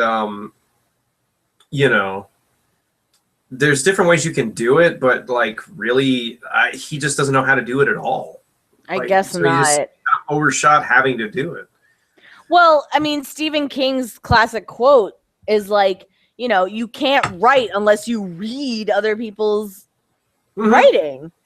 No, you can't. Just the fact that he proudly, even in the author or the book description on Amazon, he says, I haven't read a book in 14 years. And I'm like, so you haven't read a book since what, 2001? Which you're just going into high school at that point. I was like a freshman or like a sophomore in high school at that point.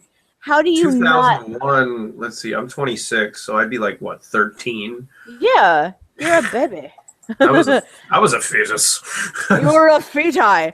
How do you not how do you not read anybody else's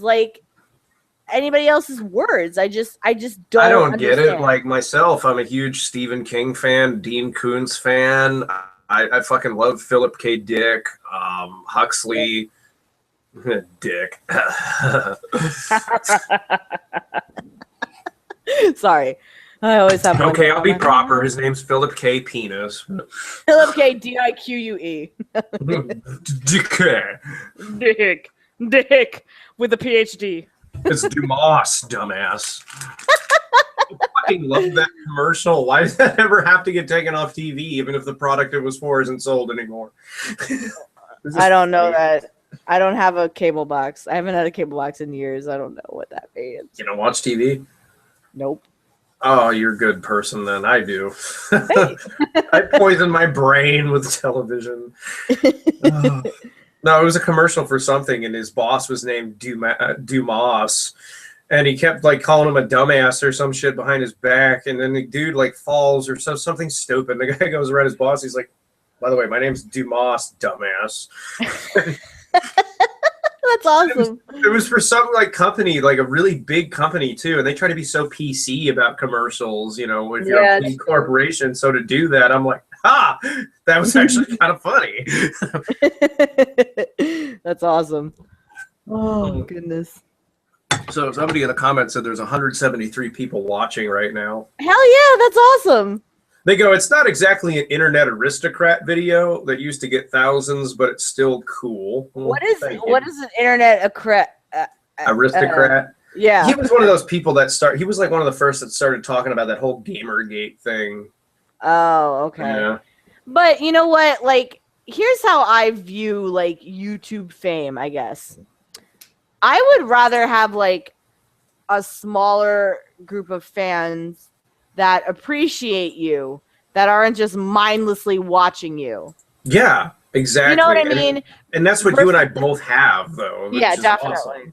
Which is so cool. Which I think is like, I don't understand it to this day. I don't get it because I'm such an uninteresting like dork.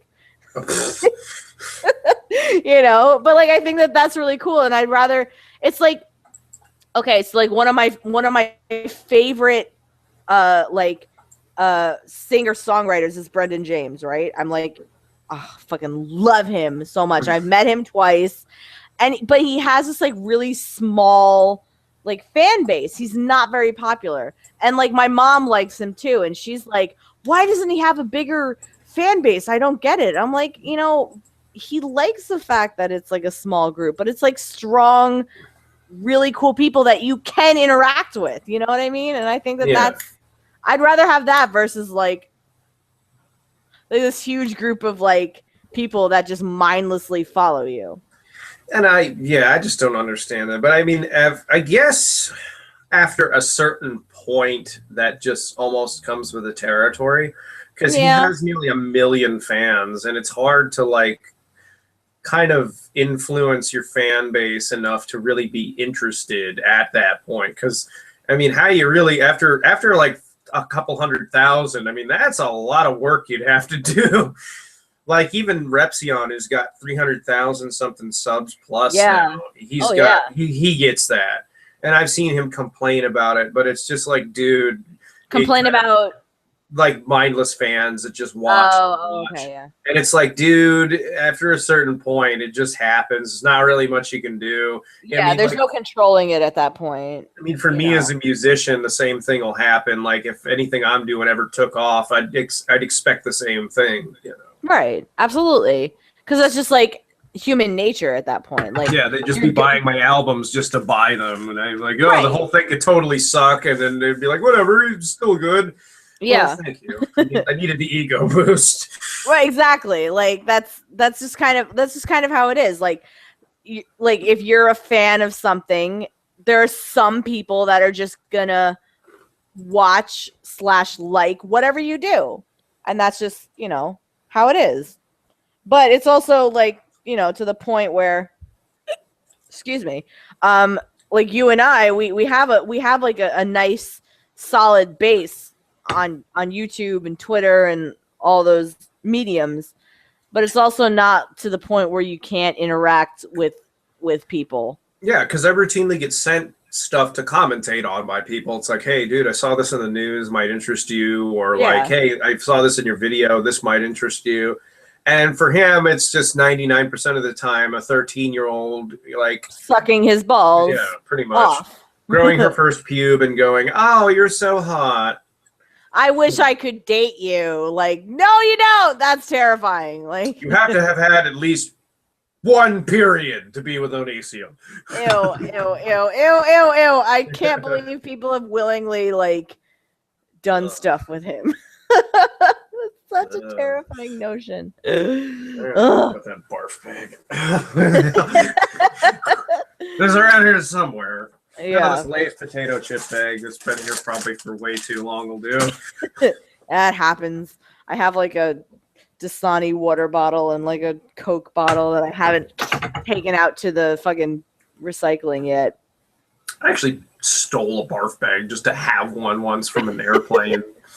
I don't know why I did this. Because how often do you come across a barf bag in your day-to-day life? I don't know. YouTube, should send you one. Like, it should send you a supply of them, really. With Greg's face on it. Just imagine barfing on his face. It'd be awesome. Just the face would be like taking Ipecac, though. Yeah, right. That would be the Ipecac. I know. Be perfect. No. Actually, it'd be better. Just that picture of him like screaming with his shirt off in his video. Oh my god, I still hate that video so much when he's like, "This is my body." Ah! He's like all flexing his muscles and stuff, and it's just like you start to realize that without all that, he'd just be like hideously skinny. He's like really. I don't know. He just looks really sick in that video. Like, who has that much body acne? That's not normal to have. It's not. It's really not. And like, he kind of glosses over that, which is like, perhaps Proactive would help. I don't know. Proactive helped me. I like the way my skin looks now. He needs to fight Batman and have the Joker's thing go on, where instead of getting pushed in a vat of chemicals that made him the Joker, Greg just needs to get pushed into a vat of Neutrogena. Right. He'll absorb the whole thing. He's all fixed right up. Okay. I was just looking, I was just glancing at the questions that I wrote on Tumblr about Greg's. So the overpass hanging, the man hanged on the overpass.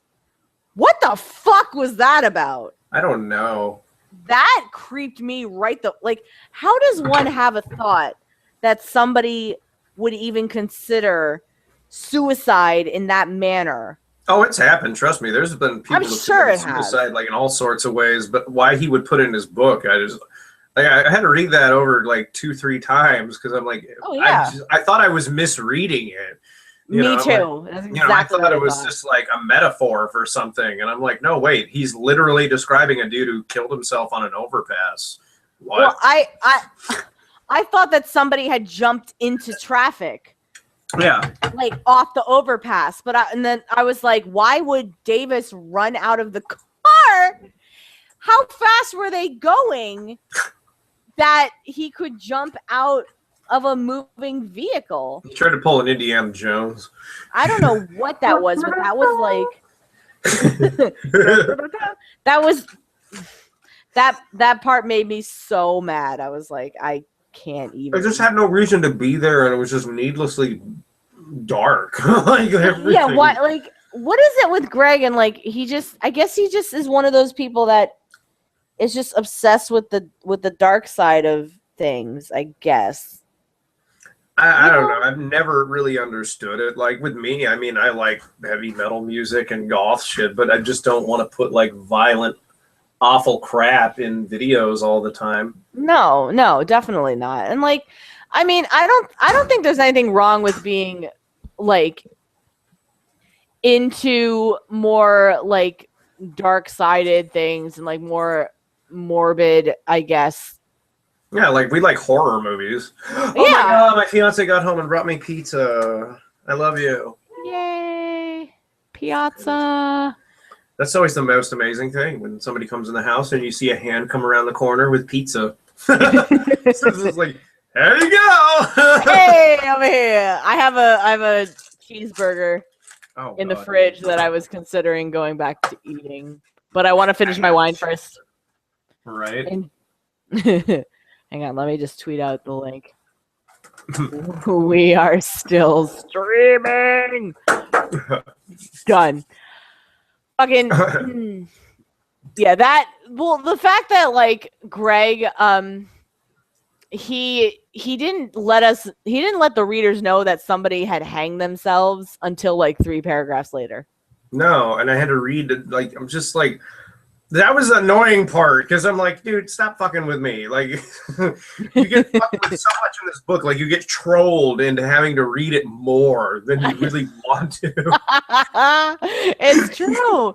It's like I don't know how he did it, but like all of a sudden we're reading more than we even wanted to. Yeah. I don't know. I just like the whole thing about him and the Abbey girl, just to me, is just so dark because you don't get to know this girl, and then he wants to just have sex with her immediately after her telling him she was gang raped, had a kid from it, and then got a fucking miscarriage.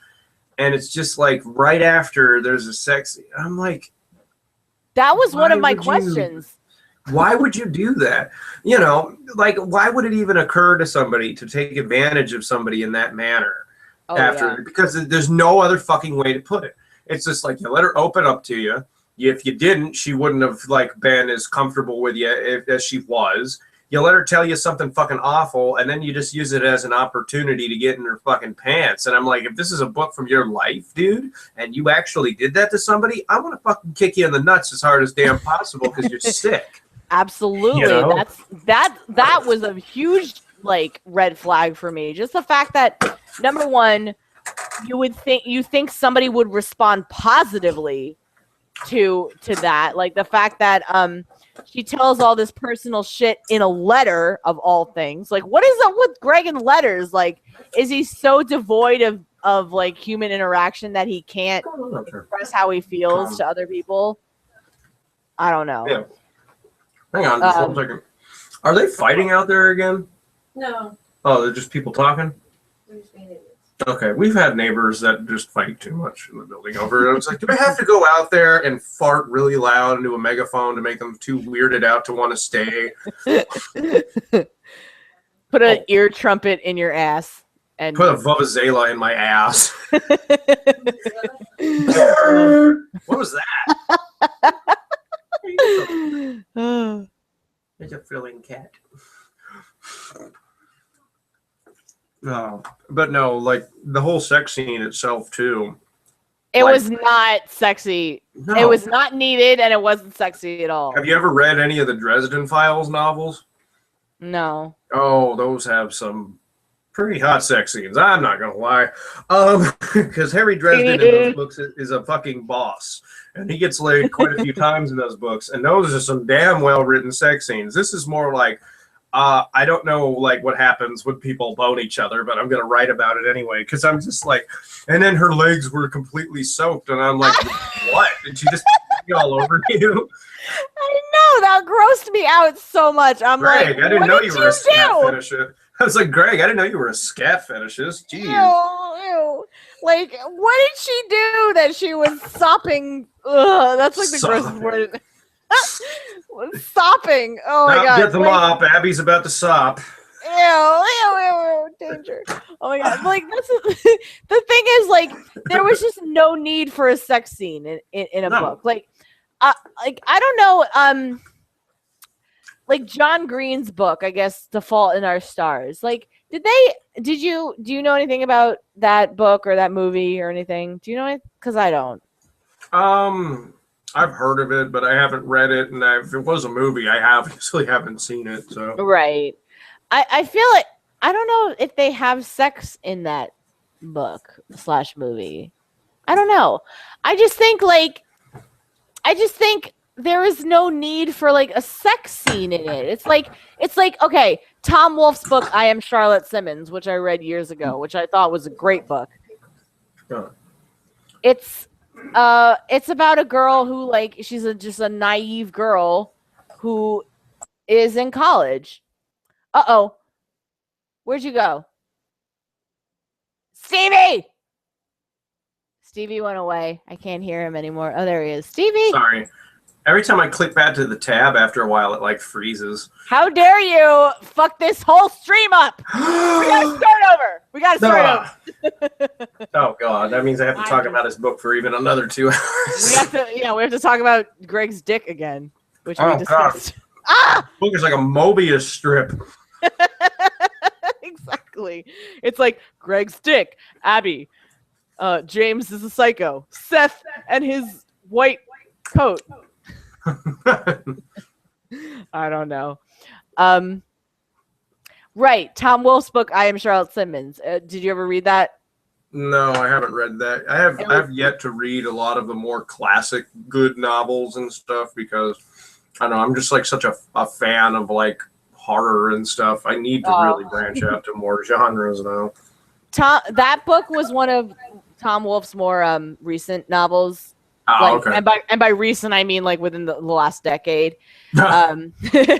It's really good, like because it was I read it when I first went to college, like in 2004 or 2005, and like my mom read it before I did, and she was like, "Wait, I can hear myself." Oh, sorry. Let me plug my headphones back in. How dare you, Stevie? I was listening. We gotta start over. Ah. Oh my God! Just kidding. So my mom read it when I like first went to college, and she was like, "I'm learning so much about what college is. Have you ever sexiled somebody, Gina?" I was like, Sexiled? Sexiled, you know. It's like exiling somebody with sex? No, you kick your roommate out of the room so you can have sex. And I was like, actually, no, I've never done that. I don't think I've ever sexiled somebody where I've kicked them out of the house just to have sex ever in my life. I've been sexiled. I have too. But I've never been that. I didn't know it had a name though. I just thought it was the people I was hanging out with were just being assholes is what I call it. Yeah, it's sexiling. And so they talk about that. They talk about that because Charlotte Simmons in the novel is a very naive girl who goes to college and learns about how shit-tastic people can be, But there's a sex scene in the book, but it makes sense in context. It's like it doesn't make sense at all. It doesn't. It absolutely doesn't because she's like, James, I was raped. I was gangbanged. I was beaten till I miscarried. Well, I got a boner. How about you, Abby? Well, it's like I'm going to use the Dasani bottle again, but it was like, oh yeah? Oh, delightful. It's like after hearing something like that, it's like, how could you get an erection? Like, what's wrong with you to get aroused after hearing that? Yeah, and he was like, it's as if she was waiting for this her whole life. Like, yeah, she was waiting her whole life for your dick, James. Yeah. And your bottle of lube.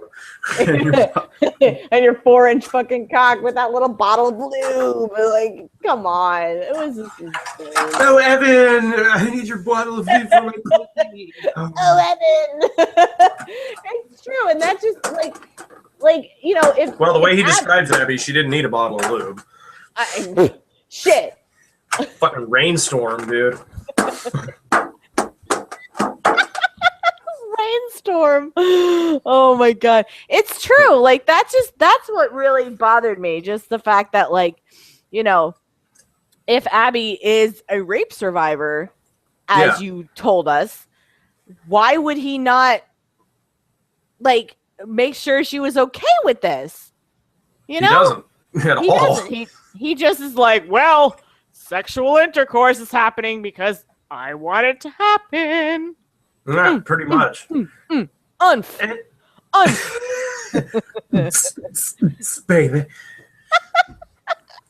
Baby. Like it's just like Stevie, listening to you describe it was the funniest fucking thing. You're like, I don't want to be too graphic. He goes down on her for 20 minutes and then fucks her. That's pretty much all he does. And I'm like, okay, well, at least your game is pretty simple. You know, Smooth operator, like fucking. I don't know. I Greg's just thought about as that was. smooth. Greg is about as smooth as a piece of sandpaper and a wire bottle brush going up my ass. Yeah. It's true. I just can't imagine Greg during sexy times to be anything more than like, I read the letter from AJ. Yeah. And that's pretty much what she's told me. Is just that's how it goes. It's just boring. I have he flops never around like a fish. Ew, ew, ew, ew, ew, ew, ew. I have never been with a guy who has been like, have my babies during. Yeah, that was like the first time too. Like, that is fucked up. That is really. She was telling me she was making like eye contact, and I'm like, making eye contact during that sometimes, unless you're like in a relationship, is just fucking scary. It's true. If you don't like trust the person, or you don't know them very well enough to trust them, like you get this unnerving like right before they come, there's like, change your last name to mine. Ah!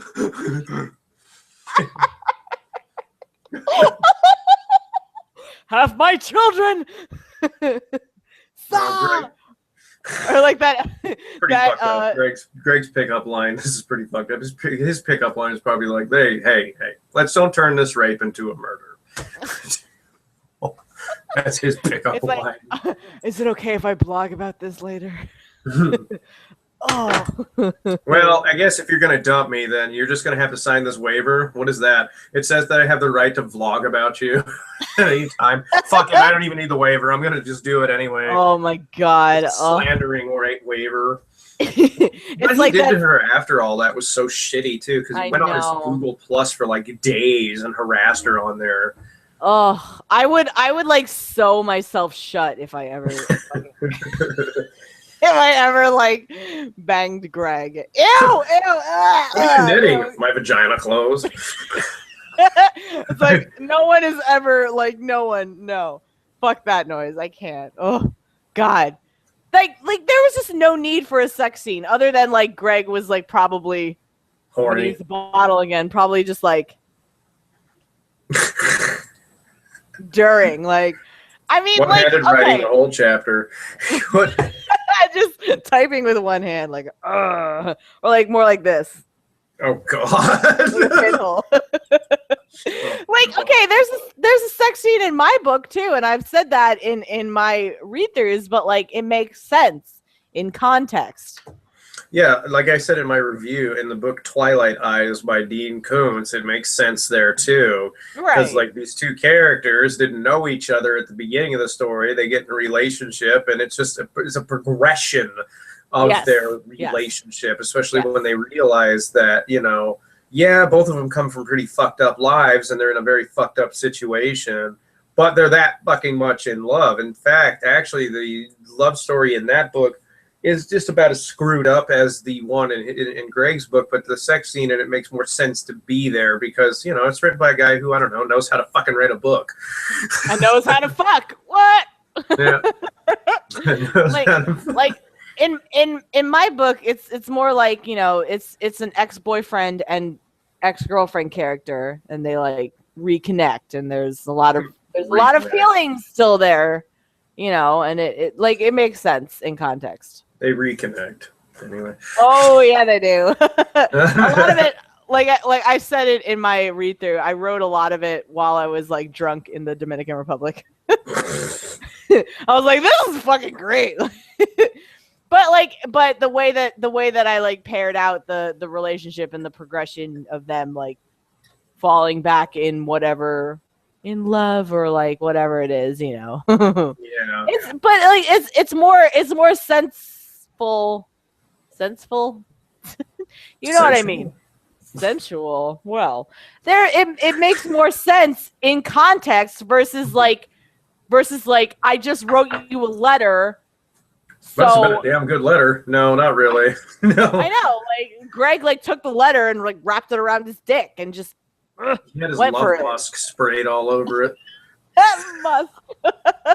Musk. Ew, what is he, a fucking rat? Ew, I feel like Greg doesn't smell very good. There's no way he could. He doesn't look like he bathes ever. He doesn't take care of his skin. He all doesn't. greasy and awful looking. Like, I think he probably like doesn't, because he like he wears makeup. Like, he admittedly wears makeup. Maybe he like does. doesn't wash it off. Like, he doesn't have proper makeup remover. I think he just puts on makeup and stuff to make his beauty filters and his videos look better, really. But there's a picture he put up on his Instagram recently where it's like he was trying to do the David Bowie from the 80s sort of look, but I'm just like, dude, you look like a fucking meth whore. You made yourself look like way too skinny because you put it all on wrong, and then you've got this black eyeshadow which makes your eyes look all sullen and sucked in. He has like no idea how to like do makeup or fucking.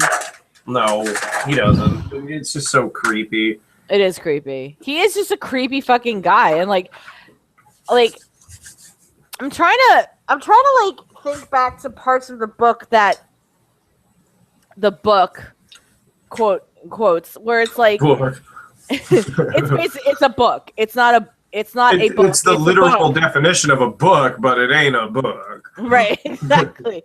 But there was so many parts of it that were never repeated again. Like, no, there weren't. It's like, what's the point of the bear that they cut up and re-stitched back together? The two will become one. Yeah. like what? And it's like James and Abby, to a point, they became indistinguishable. No, they're just he basically, the way it sounded is he just fucked with her personality to the point she just became him. Yeah, which is terrifying. Which is a terrifying reflection of how his relationships go. Like, why didn't him and AJ work out? Because she was her own person, and she was like, I'm not gonna take this bullshit from this whiny fucking pussy. You know what I mean? The guy she's with now is a million times cooler than Greg will ever be anyway, and they're right for each other and stuff, because it's like he doesn't put like a cap on who she can be as a person. Like, if you read the letter, it's just like every day he called up with a new problem because she wasn't going along with his program, and I'm like, it might be your problem. Too bad you're too dumb to listen to that. It's true. Like, he wants to, what I think, like, we can only go off of speculation. Like, you and I have been observing Greg for this period of time, and like, I think we have a pretty good or attempted a pretty good idea of how he operates. But I think his relationships, like what he wants in relationships, is somebody to act just like him. Yeah, pretty much. Like, to just, that was disgusting. How dare you? Oh, I'm sorry. I'm sorry, feminism. I'm sorry. I'm sorry, Tumblr. No, just kidding. Yeah, I'm not. I apologize to Tumblr for shit. I know. Ever. I just think the way Greg just wants a version of him, but he doesn't want to work on anything. Like, I'm not a big relationship person. Like, I've only had like a couple boyfriends, and they haven't lasted very long. I'm more of that perpetually single person, and like, I'm content with that. But I think what Greg wants is like, he just wants somebody that is exactly like him, and he doesn't have to work at anything. Like, relationships, they take work, they take sacrifice, they take an understanding of this other person that you have let into your life. Yeah. And he doesn't get that. He just wants control. And that's not even the right reasons for a relationship either. It's so screwed up because he doesn't understand at all why the thing that I noticed, and it's just something that I'm going to reference one of Repsion's videos on. Repsion did like his final video on Onision and had like the Amazing Atheist in it.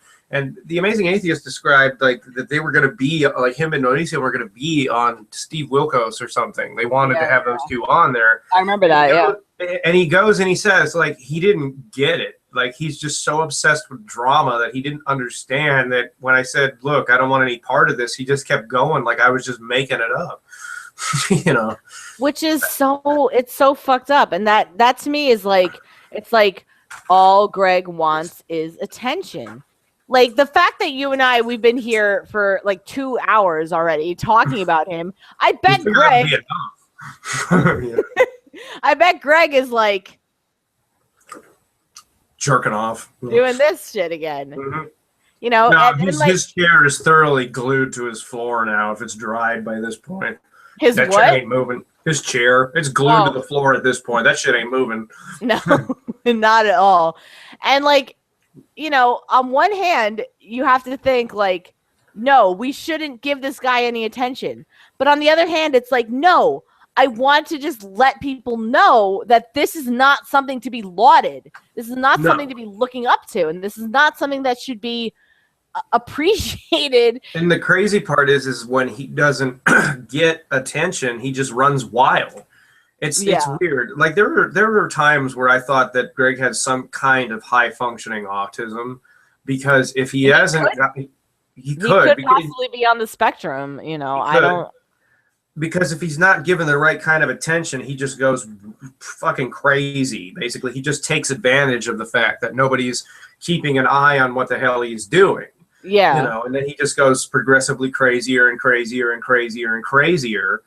And then you end up with another Shiloh fucking situation where he's just doing everything he can in the world to say, sit here and justify my insane existence. You know, where he's lying about her having a memory loss, for example, and then he's putting up a fucking poll asking, should I take her to the doctor or not? Like, oh yeah, which is like, why the fuck? Like how devoid are you of your own sense of self that you can't come up with that decision by yourself?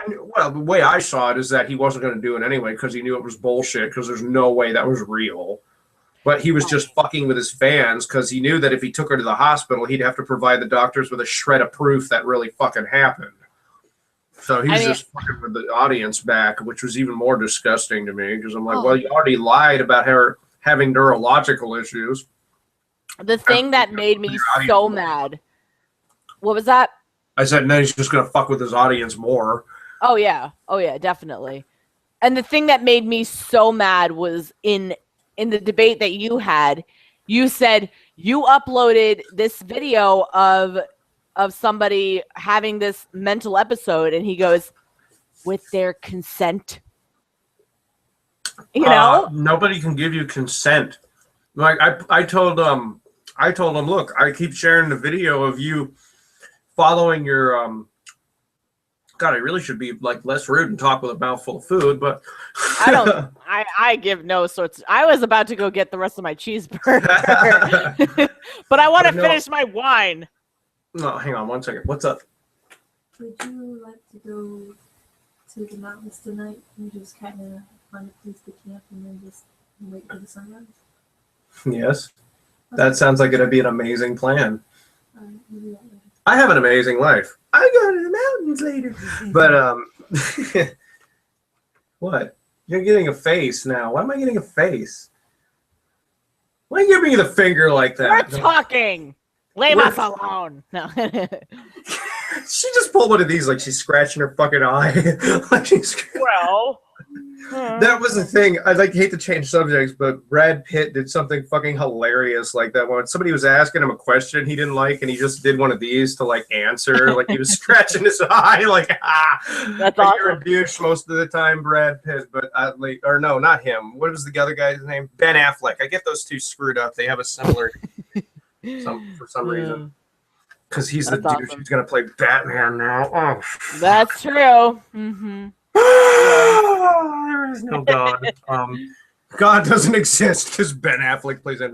Anyway, I was talking about something, and now I just totally lost my fucking train of thought. We were. I don't remember either because I've had like a million glasses of wine. We were talking about his relationships and stuff. Shiloh. No, that was it. Shiloh. No, the thing that disturbed me about that was when he said that to me, like, oh, I got it with her consent. And I'm like, no, you didn't. You told your audience that you filmed that because you thought she was going to kill herself. And if she did, you had it on evidence so they would say you didn't do it. What? Like fucking Like- criminal negligence, you stupid ass. Even if she did fucking kill herself, you go to prison anyway because It's you're true. filming somebody killing themselves, not trying to stop them, you dumb ass. There's so much. The fact in this book Yeah. that he pinned Raymond, Raymond. He made so many references to Raymond as having a victim mentality. But it was such projection. It wasn't so Raymond, the one instance that I noted in this Tumblr post that I put, Raymond threw a dodgeball at James's head and then the substitute was like, "You're out." And Raymond went like this and then walked off. And then that was Greg's justification for him saying, "Oh, Raymond has a victim complex." I was like, "What? What the fuck? Are you kidding me?" It didn't make any sort of sense at all. Says the guy who fucking put up a video saying if YouTube wasn't here, he would have killed himself because he didn't have a reason to live and people shouldn't flag his videos. That was and that was years ago, but it don't change the fact that, motherfucker, you said that. Top kick. It's true. That's just a really fucked up thing to say.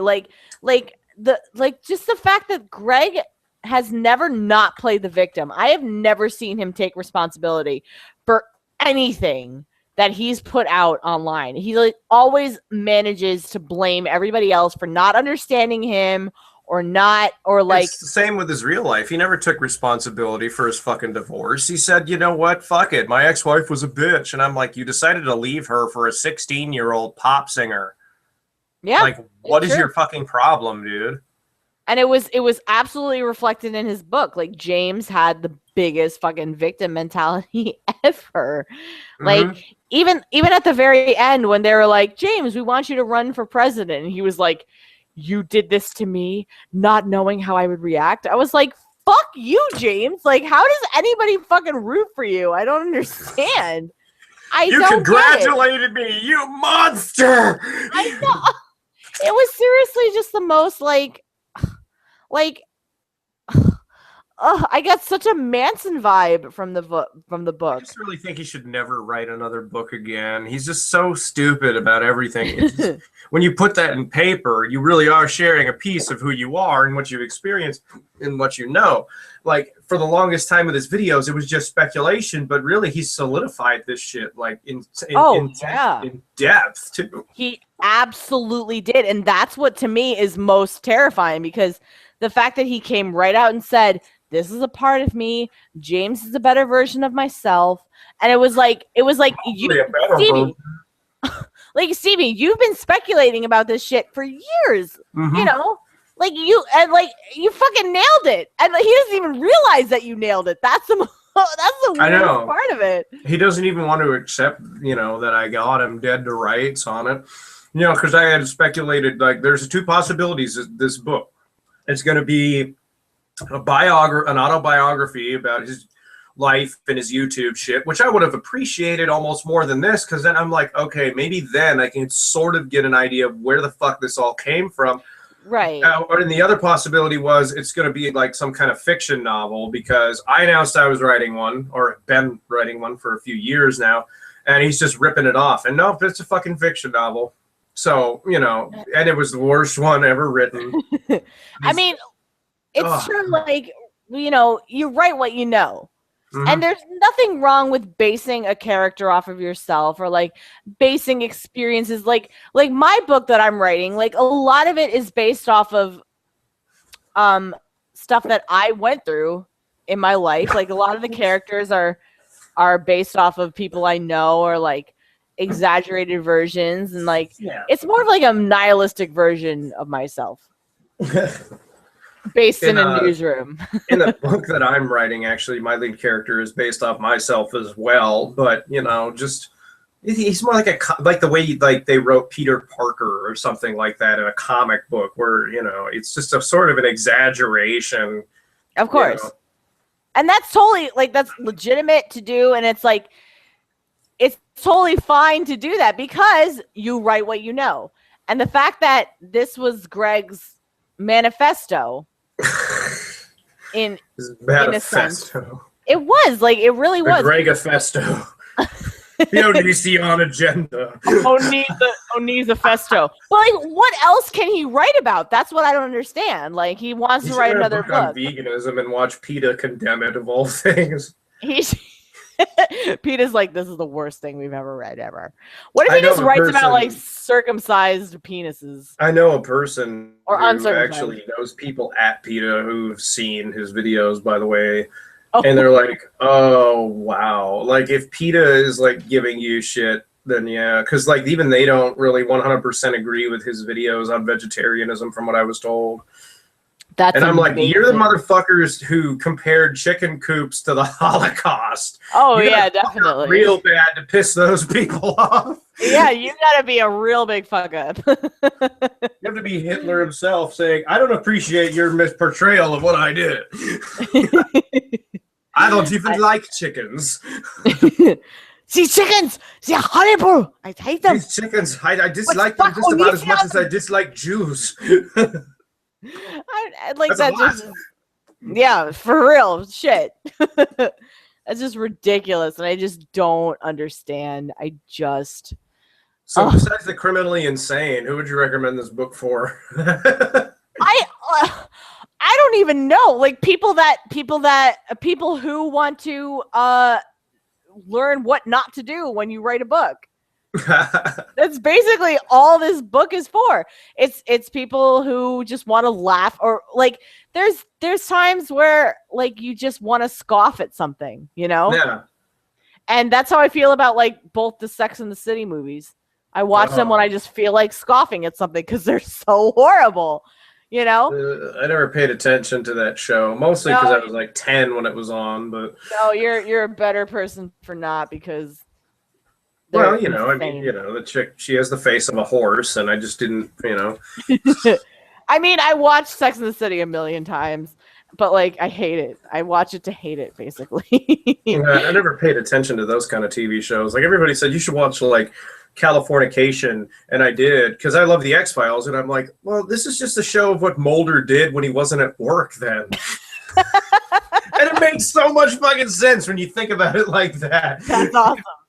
Oh yeah, like, this is just what Mulder did when he was off the clock. Right, just banging people with his giant wiener, like. Or is that well, that's sort of what David Duchovny does as a person. It's true. That's exactly what he does as a person. Just like whatever. He's a monster. Ridiculous. I'm trying to. Oh my god! I totally forgot about the part where James, where it was the second to last chapter, and Abby was just in the principal or Miss Robertson's office with the police, and they cleared her of all charges related to the shooting. Even though she wouldn't have been charged in the first place. Exactly. Like, that is outlandish. I've said that word a million times. The whole book is outlandish. Well, of course. But when she says, I wish people would disappear, and that causes James to, like, storm into the bathroom, strip off all his clothes, and take a shower. Yeah, I remember that part. And I'm like, so this is what he did to get kicked out of the military, right? I still can't believe that when I pointed that out, like, he admitted it was true. Like, I got told that about how he got kicked out of the military. Was that he refused to kill a rabbit? Or oh, well, no, it was what I was told was that it was actually because after he did that, you know, they put him in the brig for a couple days for refusing an order, and that when he got out, he just got naked in front of his CO, and that was how he got out of the military. I was told that, and I'm like, oh, well, there's no fucking way that this is true. This is just some troll fucking with me. And I put it in a video, and I said I didn't believe it. And then he goes and he admits it's true, and I'm like, what? Like, what? You did Imagine being a CO sitting there at a disciplinary hearing, right? And then a fucking nutcase just starts stripping off his shirt and I wouldn't even know what the hell to do. I mean, I really wouldn't know what the hell to do. Like, how would you even react to that besides put him in a fucking mental ward? And then he admitted he got out because of a medical discharge, too, which explains so goddamn much. It really does. Why even go into the military? I just don't understand it. I don't know why he did. He went into the Air Force probably because he thought it was the easier branch. And then in his video where he has a video where he calls himself a veteran, which I think is fucking insulting. No, that is insulting. That's absolutely insulting. It is, because I've got military all over my family, and the stuff they went through, they're goddamn veterans. This asshole bitched out because he didn't have the balls to stay in. And, you know, he's like, oh, I wanted to go to Iraq, but they wouldn't let me. And I'm like, that's because you would have come back a psycho who would have shot people like fucking your character Seth, asshole. Yeah. Because you're too unstable to handle being in the fucking in the sandbox over there is what they call it. You know, I know people who've come back from there, and then, you know, these were hardcore motherfuckers when they went over there, and they come back, you know, and they've experienced things that, you know, they don't want it. They can talk about. It's not top secret, but they just don't want to. You know, absolutely. Back, you know. No, he would. He wouldn't fucking be able to handle that shit. I'm gonna be Gerg Nukem. Gerg. Oh my god, that's amazing. I've never said that in the video before. That's great. Gerg Nukem. Write that down. Write that down. Put that down. He wishes he was badass like that. But I feel like Greg in a fight would not even be able to, like, the fact that James took on 4 jocks. You know, come on. Fight. There's no way that he's ever won a fight in his life. He's had such a protected life. He's had no reason to fight. Like, I don't want to sound like a guy who's being egotistical and bragging, but I grew up on some fucked up streets, and I went up to a pretty rough school. I learned how to take care of myself. Right, and exactly. The way Onision is, the way how he's just so soft-spoken about everything. Keep my hair. Dude, he would have gotten his ass beaten all the fuck over my old high school just for being that goddamn prissy. He wishes he was hard. I'm sorry. He just wishes he was harder than he is. It's like, did you ever see that video? You remember Outback Zach had that interaction with him? Yeah, I wish he remember? Filmed it too. Oh my god, filmed it, that would have been priceless. Like just the fact that, like, you know, he was like, oh hey, like Outback Zach was like, oh hey, like I was the one that made that parody video, and Greg was like, oh, I can't believe you did that. Like, just all of us, like, just meek and fucking you know. The way he described it, Outback Zach, is that he was real meek at first, and then, like, wasn't it that that Onision came up to him later and then just basically called him an asshole? Hate you. Yeah, I hate you. Oh, I would have loved if he had done that. I'd be like, yeah, well, you know what? Let's see how much you hate me, because fuck yeah, I'm just gonna punch your face in. Well, the way I grew up, that's how we handled shit. I know it's kind of, you know, overly masculine and testosterone and stupid, but I mean, you know, the way I grew up, that's how we handled shit. This is how guys where I was from fucking handle things. You had a problem, you just beat the shit out of each other until you were friends afterward. Yeah. I've made a couple of friends that I'm still friends with to this day because we got into fights. It doesn't make any sense to describe it, but it happens. I feel like during your debate with Greg, he really was like trying to be your friend. Yeah, he was. That's why I fucked around for a little bit and just started having regular conversation. I wasn't like in a call, but I was in the chat for a Skype conversation when that was going on, and that Shelby girl was there. A couple of the people who are now just trolls that nobody wants to talk to were there, and then a bunch of people like MDA and a whole bunch of others were there. But when he started talking to me like face to face, you know, just like a regular person, one guy goes, "Stop blowing each other. Stop blowing each other." And the man purposely got pissed again. Oh, okay, well, you can walk by the camera for like a brief second. Now that everybody knows you're standing over there. This is not an exclusive club. It is. She's like, stop being a creep. But no, he was trying to carry on a regular conversation with me, and it was just really creepy because he's like, you sound like Seth Rogen, and I'm like, no, I fucking don't. I don't. I don't think you do. I don't. You sound like Stevie. Yeah, you know. Seth Rogen's got one of these kind of voices or something like that. Yeah. Like, he's got one of those voices of a guy who smokes more weed than a human being should be allowed. I want to smoke a weed with Seth Rogen. I want to fucking smoke a bowl with Seth Rogen. I'd be honored, dude. I'm not going to make any illusions about that. Everybody, you know, and to be honest, a lot of people, they think that I'm really passe about things like that. Like, I've had my experiences with dumb stuff. I've done my stupid shit in life, but I don't, you know, like, I don't get on people's asses too much if they smoke weed because to me it's just like booze and cigarettes, you know, but just do it in moderation, you know. Like if they legalize it across the country, you'd have all these people that'd be just walking around stoned all the fucking time.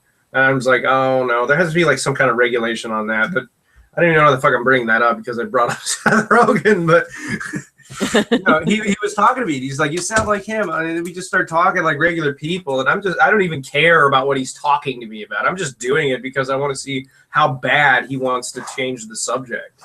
So I don't legitimately give a fuck. You know? Right.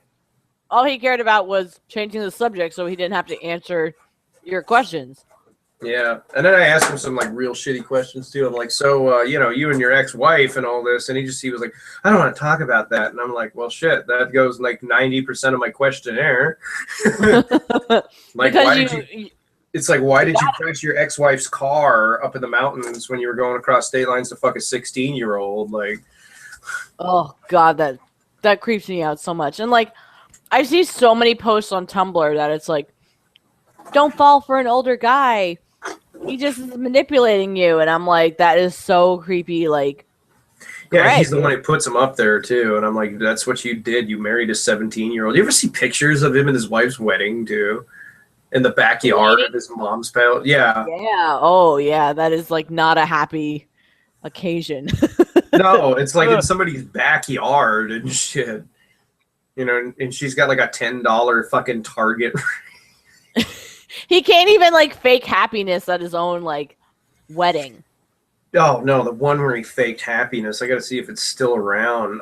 But when he announced that he was going to be a dad, that was some forced happiness. That fucked me up. He was like, so Lainey is actually pregnant. And it was like, let your wife fucking talk about it, shithead. You know, it's like, it's her baby. But no, she's just sitting there with her mouth shut because she's too, you know, dumb to get with somebody that cares about her legitimately. And he's just like, yeah, she's pregnant and stuff. And like he just like the biggest sigh I've ever heard. What? Like, I just, like, I don't know. Like, I'm not a parent.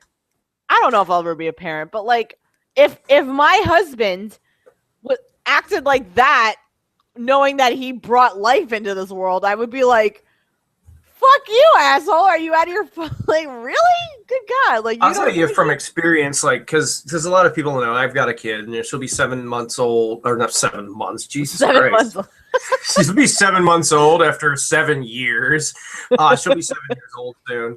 And, you know, when I found out I was going to be a dad, like, I'll tell you what, I was surprised as a motherfucker. Like anybody was going to be, especially when you're 20 years old and you're fresh out of fucking school and all this. But, you know, I wasn't disappointed. Like, there wasn't disappointment like, oh, my life is over. Right. Like, well, I'm not exactly 100% sure I know what I'm getting into, but fuck it. You know, it'll be worth it because life. Because you can't explain it. There aren't words to describe the feeling that you get. The disappointment would have been not even on my mind at all. Wouldn't even been the last thing on my mind. But his video is just so much disappointment. And then when he initially announced him with a pregnancy test, he's all covered in black fucking ink, and he's just like so serious and scary into the camera. I'm like, what? Because Greg, like, you know, like there's no convincing me that he is not a sociopath at this point. He's just so devoid of feeling anything. Like, I don't see him like the only time I've ever seen him legitimately react to anything is when he was doing like the Shiloh videos. He genuinely seemed happy with her. As happy as one could get. Who is a sociopath, I would say. Pretty much. You know what I mean? That'll be the pinnacle of his relationship because he felt like he was the right age to be controlling someone, and all it is control. It is. And Shiloh willingly went along with it, I would say. You know, she was happy with going along with it. What she explained to me, because I actually did talk to her. Yeah. Stuff. She explained to me that for a while, you know, things were all right, but then he just kept pushing his boundaries too damn far to the point to where she explained it to me. It was to the point she didn't even feel like a person anymore. That's it's so like, look, up. if you're not gonna. She basically said to me that she told him, look, if you're not. You know, if you're not going to love me, at least treat me like a human being. And it went in one ear and out the other. Didn't even give a shit. Like he was editing his videos to the point to where, because like their bedroom was his editing room. Like he'd have his office set up in the bedroom or whatever. Okay. And he would lock himself in there. And this is when she's pregnant. She's having to sleep on the fucking floor in the hallway is what she's telling me. Jesus Christ. Yeah. And when she pounded on the door, it's like, hey, asshole, let me in to sleep on a fucking bed. He pushes her away from the door, and she goes stomach first into the door frame, and that was her first miscarriage. Oh. And he just locks himself back in and goes and into his videos. You know, I don't want to sound like I'm having internet hard guy syndrome, but I swear to God, if she was like my little sister, and if anybody did that to somebody I knew, fuck, I'd be in there over there at their house in 10 seconds. I'd bust his door off the goddamn hinges, and I'd be looking for that son of a bitch. Of you don't course. do that to someone. No, absolutely not. And like, and then, but I think. And then this video and then the other video he had where she's having to go wander around in the cold of winter, and he lives in Washington where it gets cold as a motherfucker in winter. Absolutely. You know, and then the cops bring her back to his house, and he brings her in and shit because he's got a security camera on his house or whatever.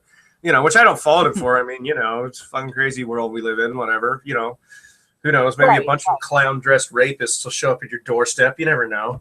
They'll start honking your balls and their noses at the same time. You never know. But it happens to the best of us. Yeah, it happened to me yesterday. I didn't know.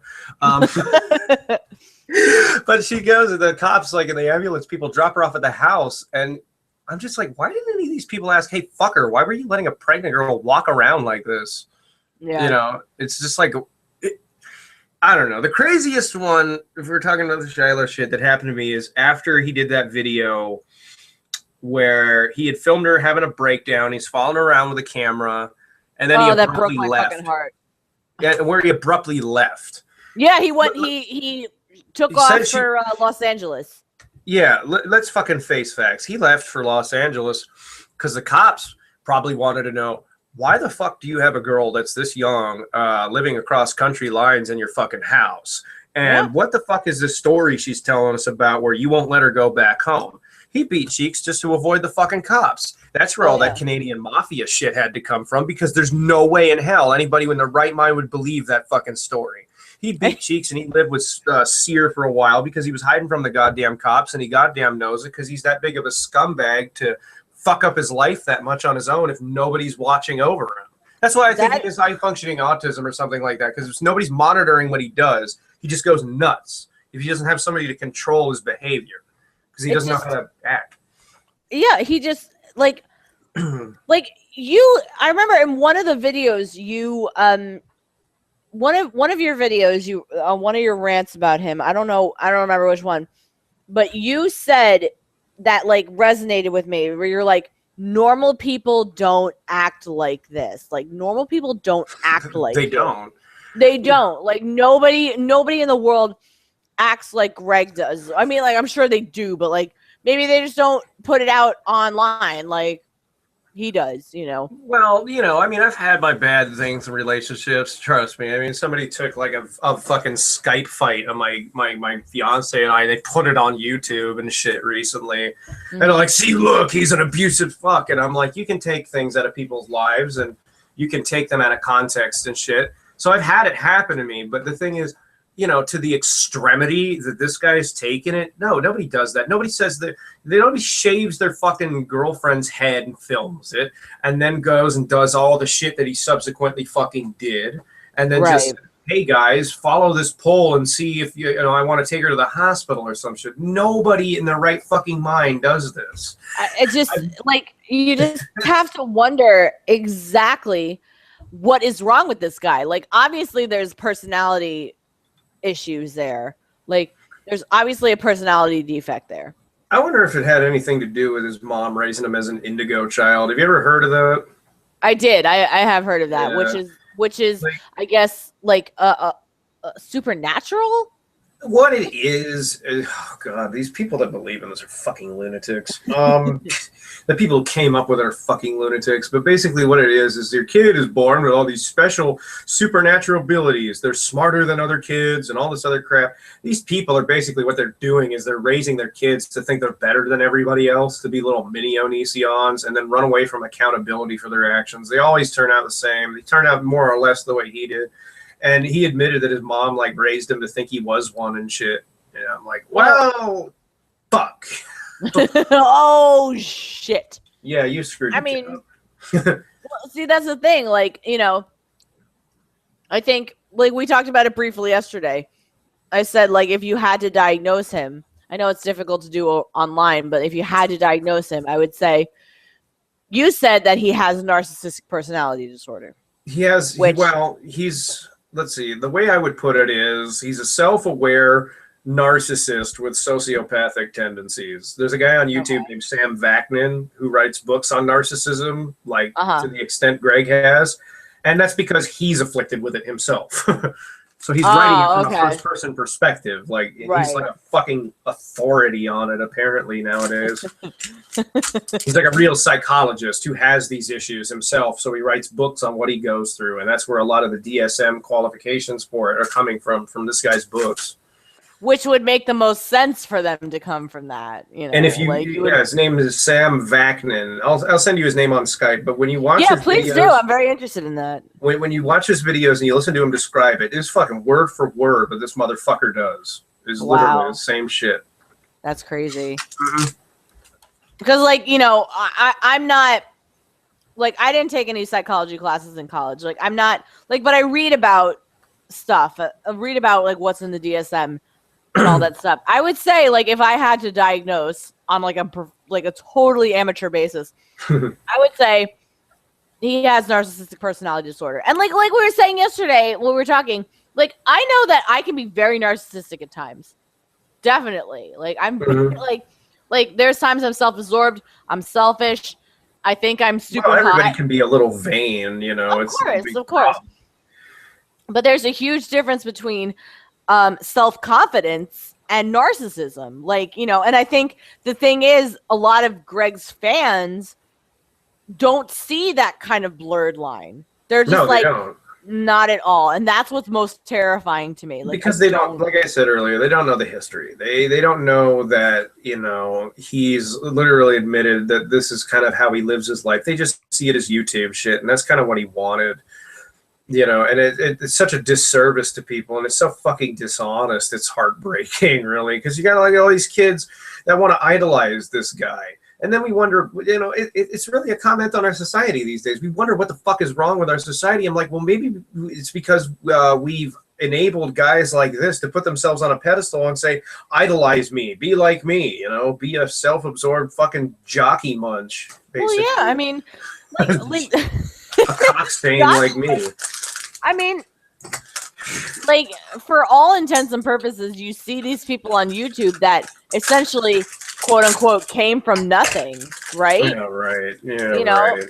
That's what Steer said, and his fucking family's got like a net worth of like a couple $1 million. I'm like, yeah, you came from nothing. Yeah. Damn. You know, but that's what the portrayal is, like, oh, I just started making videos on YouTube, but like there's so many different factors at play.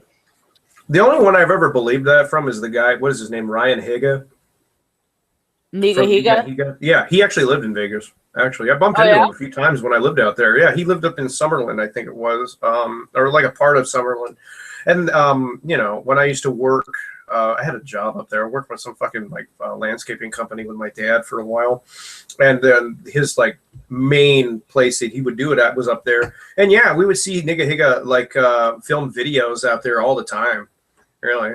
Oh, that's cool. Yeah. He seems like one of the more like genuine people. He's a fucking cool dude. I wish I had actually known him in real life because he's cool as shit. Yeah, definitely. Asians are funny, lol. What was that? Asians are funny, lol. Asians, lol, no. But I mean, like, he seems like genuinely like one of the cooler guys that was like big on YouTube. Like most of these people that are on YouTube now, like that are big on YouTube. He just got, well, he was famous just for being fucking obnoxious, but then he couldn't even be on Nickelodeon, I think, or whatever. Like, what did Fred ever end up doing besides not killing himself like he should have?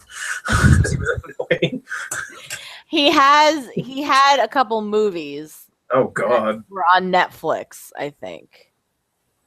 Netflix, raise your standards. Yeah, right. I know. Like, yeah, I think he made a movie. Or no, Shane Dawson made a movie. No, Shane Dawson did make a movie. He made a movie called Smiley. That was specifically Shane Dawson's movie? Or like I know he was in it. I know he was. I don't know if he made it, but I know he was in it. Because I got mad about it because it stole the little music box theme from one of the Fear games and put it in its trailer, and I'm like, copyright. Wait a minute, a music box in a Fear game? Yeah. I've only played the first Fear. Oh, you need to play the second one because there's a little music box in that one in the house. It makes this little box. Yeah, Alma's little box, and what he stole for the trailer the little tune that it plays. Oh, yeah. I mean, little tune that it plays. I was never a fan of Shane Dawson. I think Shane Dawson would have made like a good voiceover actor, but not anything. I don't really know what it was that made so many of those guys popular. They all did the same fucking video, essentially.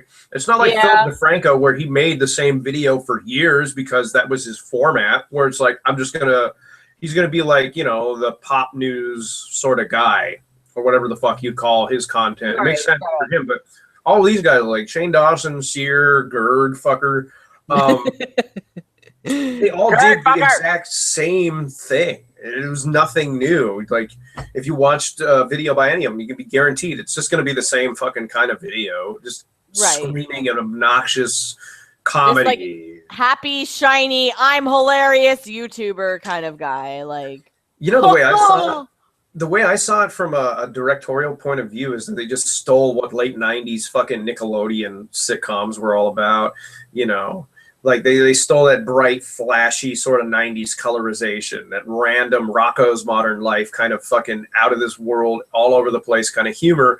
And then they just repackaged it in this format that just didn't make any fucking sense because it already had its time. So to be blasted on YouTube, and then they just take references from the culture that were popular at the time, it didn't work. I didn't get it. No, that definitely makes sense. I remember years ago, like at least 5 years ago at this point. I don't know if you ever come across it, but me, the Archfiend, and Muse Productions, we made a video together, all three of us, and we ranted on the top 10 worst YouTubers. That's actually where I first saw you. Really? Oh my gosh. Yes. Oh, by the way, Archfiend commenting in here. So he did. I saw that. Hi, Arch. I can't wait for you guys to review the movie adaptation of this book. Well, like I said, when I get to Archfiend's comment, when I get a copy of Cannibal Holocaust, I'll fucking review it. Pulling for Columbine, I'll have to review that. No.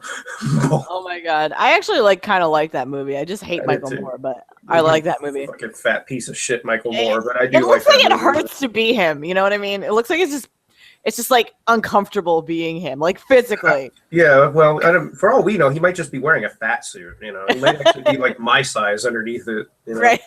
Hey, over here. Ew, he just looks like he rolls when he walks. It's just gross. Oh, so what was that? He rolled out of bed this morning, lol, right. And then he broke it, and all the King's men couldn't put him back together again. He's a big egg rolling around. The incredible edible war. All right, enough of fucking Michael Moore. Oh God, fuck him. What was it like? Oh, so yeah, our top 10 like video, we mentioned Greg in it. Oh yeah, but it was more just about like his militant vegetarianism. Yeah, because back then that's all he that- really had. That's true. Now You it's know. like I'm surprised James and Abby were not vegetarians. You know? You know what? I'm glad you brought that up because I'm actually damn surprised that never filtered into his book. You know, the one I main know. thing he's But the ever one fucking known thing. for, and you didn't hear a word about it, was vegetarianism at all. You didn't hear a fucking word about it the whole book. And I just thought, I'm glad you know, we didn't hear James be like, I put my uncircumcised penis into her hang on vagina. one second. It was in there? Yeah, remember when his mom talked about all she cooked was beans? Because that's all they Oh, that's right. All they cooked was beans because they didn't eat meat or something. Yeah. Yeah, No. that's true. It was they literally only had lentils that one Oh, night. okay. So he was basically like he was saying that they were so poor, all they had were Yeah. lentils. Yeah, It was more about like poorness versus like diet. He does mention, though, I remember, I think that his mom was a vegetarian somewhere, but I mean, the thing is, it was hardly mentioned, is the overall point. And I'm Right. just like, really? You know, an ex of mine a long time ago said, too, it's like, well, of course he's not a vegetarian. He's just saying he is because people are vegetarians on the internet get a lot of shit. Like, she dated some dude who was like a famous emo musician or some shit for a while. And he would just stir shit up on his MySpace for attention, like in a similar way. And she's like, it's the same fucking thing. Like, he could probably eat burgers every day for all you know. He probably had a steak yeah. while he was making the video. And it's just to get attention. He's like, aside from him just saying it, she was like, there's no way you can really prove he's a vegetarian. You know? No, that's true because he does go to Taco Bell all the time. I know. You go to Taco Bell to get a salad. Who the fuck does that? You I go to wish Taco I Bell to could. destroy your asshole. That's why you go Right. to Taco Bell. But it's so good. It's delicious. I Burn love is so it. good. But You go to me- Taco Bell to get like a fucking 2-gallon drum of fucking Baja Blast Mountain Dew. Let's face it. No, oh my God. Every time I would go to Taco Bell, that's the only time I would get Baja Blast Mountain Dew. But they make it. They actually sell it now, though. You can buy it. Oh, they do? Yes. Shit, I gotta get on that. I just think like the whole fact that like you know, like in that video that we talked about, we really only talked about Greg's like militant vegetarianism, Yeah. you know. But then there like so much more came of it. There's so many different layers of Greg, and it's just like 50 Shades of Greg. but it's like a terrifying 50 Shades of Greg. It really is. Like, it just doesn't make any sense to me. Like, Greg, let's be honest. Your book was 50 Shades of Gay. 50 Shades of it was 50 Shades of fuck this noise. This is annoying. Oh my God. I just like, it just everything about it. Everything about Greg's fucking book just made me. I don't think I've ever been that mad reading a book in my life.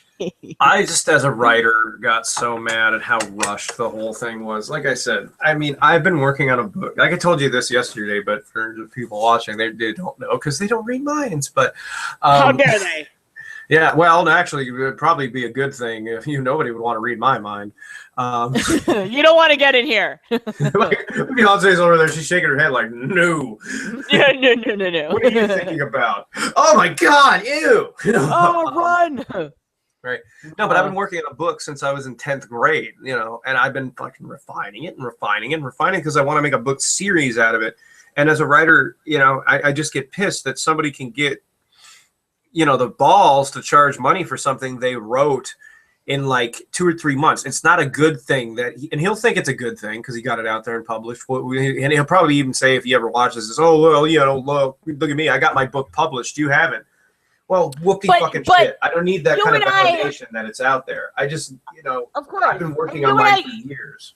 We could publish our books right now if we wanted to. If they were done and edited, we could publish them right now because we're allowed to do that now because of self-publishing, which I don't think is a bad thing. I really don't. Like, I've been talking to people like, you know, I want to send my book to publishers when it's done and edited and copy edited a million times. I do. But if it doesn't work, there's always the self-publishing aspect. Yeah, and for people like you and I, that's excellent. Actually, I'm reading a book by Sarah Taylor, who sings for the band Birthday Massacre, and she wrote a book, and it was independently published through as far as I can tell, because I've never heard of the fucking publisher before, but, I mean, for people like that, it's great. Yeah. For somebody like him to just go out there and say, well, my book is great, you just don't fucking get it. And I'm like, bullshit, I do fucking get it. Okay, I've been working on a book for like the last 11 years. Right. And I haven't put it out because it's going to be part of a whole series. So why do I want to release something to the masses that I know is going to fucking suck, and that I didn't even put the attention to detail in, that I just rushed and said, here, fucking deal with it, I mean, I'm so critical of what I do. You know? Of course. And like, as you should be, like, you don't want to publish something just to say you published a book.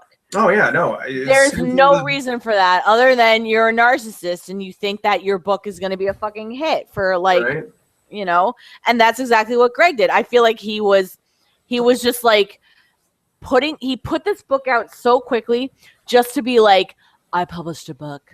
Yeah. The same thing applies with music. Like, I put a song out that somebody ripped to shreds because it was unfinished. It was a demo. I liked the way it sounded to the point I wanted to share it with people, so I put it on my YouTube. Well, that's the point of a demo. Like, and it sounded like shit. Like, I'm sitting there sounding like I'm drunk yelling because I have a crappy mic and all this other shit. But it doesn't matter. They don't, It sucked, and I shouldn't have fucking put it out there. I shouldn't have released it. And that was like the musical equivalent of his book. It was terrible. It was an unfinished product. And it was edited, his book was edited by a girl with a 4th grade reading level, because apparently his wife helped edit the book. Excuse me. Which she didn't, because if anybody just read through, there's no way that this book was ever. She said she edited the first draft, and I'm like, oh, okay, so you edited the final product. Yeah, basically it was a first draft, and like, there's no way that you can tell me with a straight face that this book was copy edited, because number one, the formatting of how dialogue is set up was all wrong. I saw on Tumblr, like, for all Tumblr's foibles, there's been like some posts about like writing and like tips on writing that have been very helpful that I've saved, which is great. Yeah, like Tumblr is usually an insane asylum, but for whatever reason, the writing community there is goddamn helpful. So thank you, Tumblr, for being my source of craziness and help for writing. Absolutely, I totally agree with that. It's been like a cesspool of like social justice warriors and good writing tips. It's basically what Tumblr is. And there's I can't remember offhand, but there was like an acronym that they used for when you should change or you should make a new paragraph. And it was like TATI, something like that, where it was like time, like I can't remember offhand, but it was like if you change the tense, or not, I'm sorry, not tense, when you change the time, when you change the character who's speaking, like, you would layer your dialogue like that. Like when I write characters that are talking, okay, for each quote from another person, like say if they're having a conversation, and it's like you need a new line, and not like, well, you just make a new line, so you just go enter and then tab in, and then you say, back and forth. That's what you want. You would never put like a whole big thing of dialogue in one paragraph. Oh, she got out. We're gonna go like up to the mountains later tonight, apparently, and then our cat climbed into one of the bags. It's adorable. Oh. That's what they do. That's what cats do. They climb into everything. They climb on top of our cabinets out in the kitchen and then realize that, oh shit, I'm too big of a pussy to get down. What have I done getting up here? Oh my god. Oh, I love cats. They would claw the shit out of you when you try to take them down. Yeah, basically, that's what they do too. What was that noise? Was that you? Yes. How'd you do that? Oh my god. That was Gerg's sex noise when he was about to go. He just looks in their eyes and say, "Have my children." Oh, please let me have my babies. Spawn. Ew, gross. I just hope that child of his is like happy and healthy, and I don't know. He never fucking shows it. Ever. That's what it disturbs me. That people, they get on my ass about like my kid and stuff. But the thing is, I'm separated from my ex-fiance, and we live in 2 different states. So Right.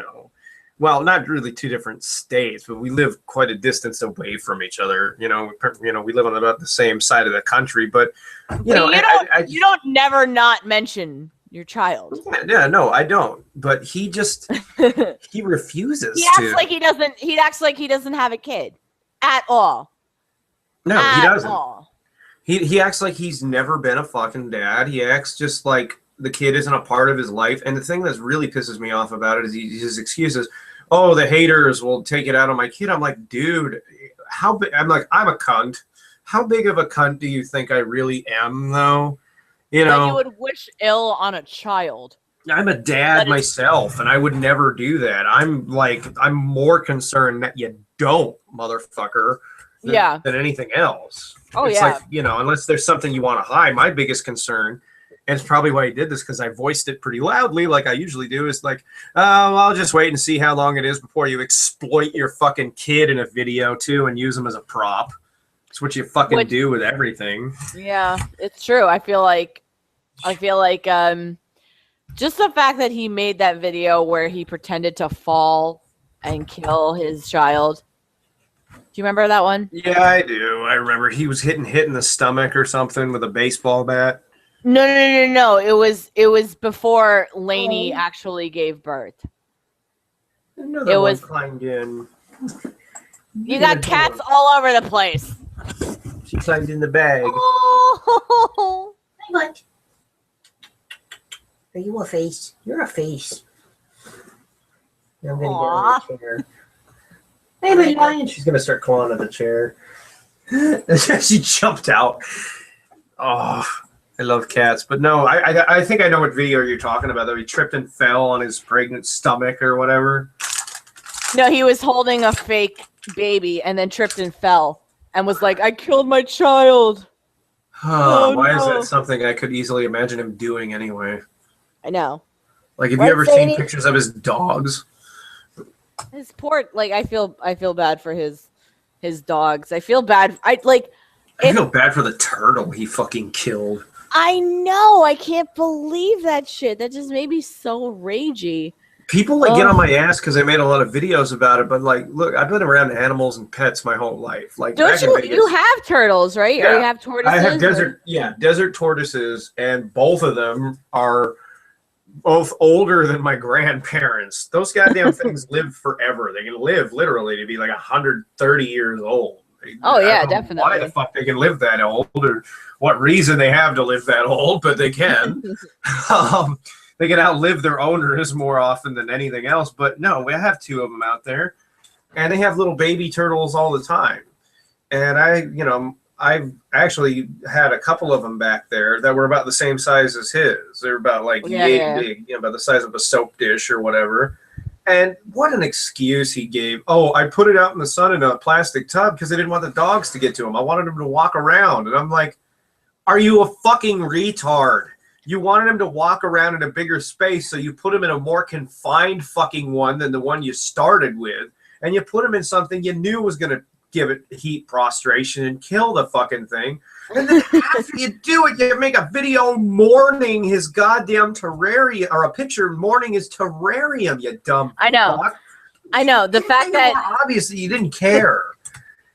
he really didn't. And that one video where he was like, I liked looking at him. That's your pet. You don't just like looking at them. You love them. Look I love at my Sadie. little cats. They're like my other furry daughters. I know. Look at Mrs. Sadie. She's so cute. She's so cute. She has a little mustache, which is fucking adorable. She does have a little curly mustache, but she's such a nice lady.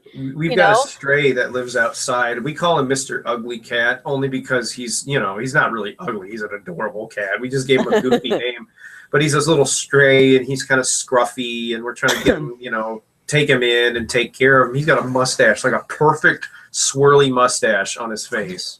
All he's missing is a goddamn monocle and a hat. And a top hat and a cane. Yeah, and maybe spats and a top hat and a cane. He's like, hello.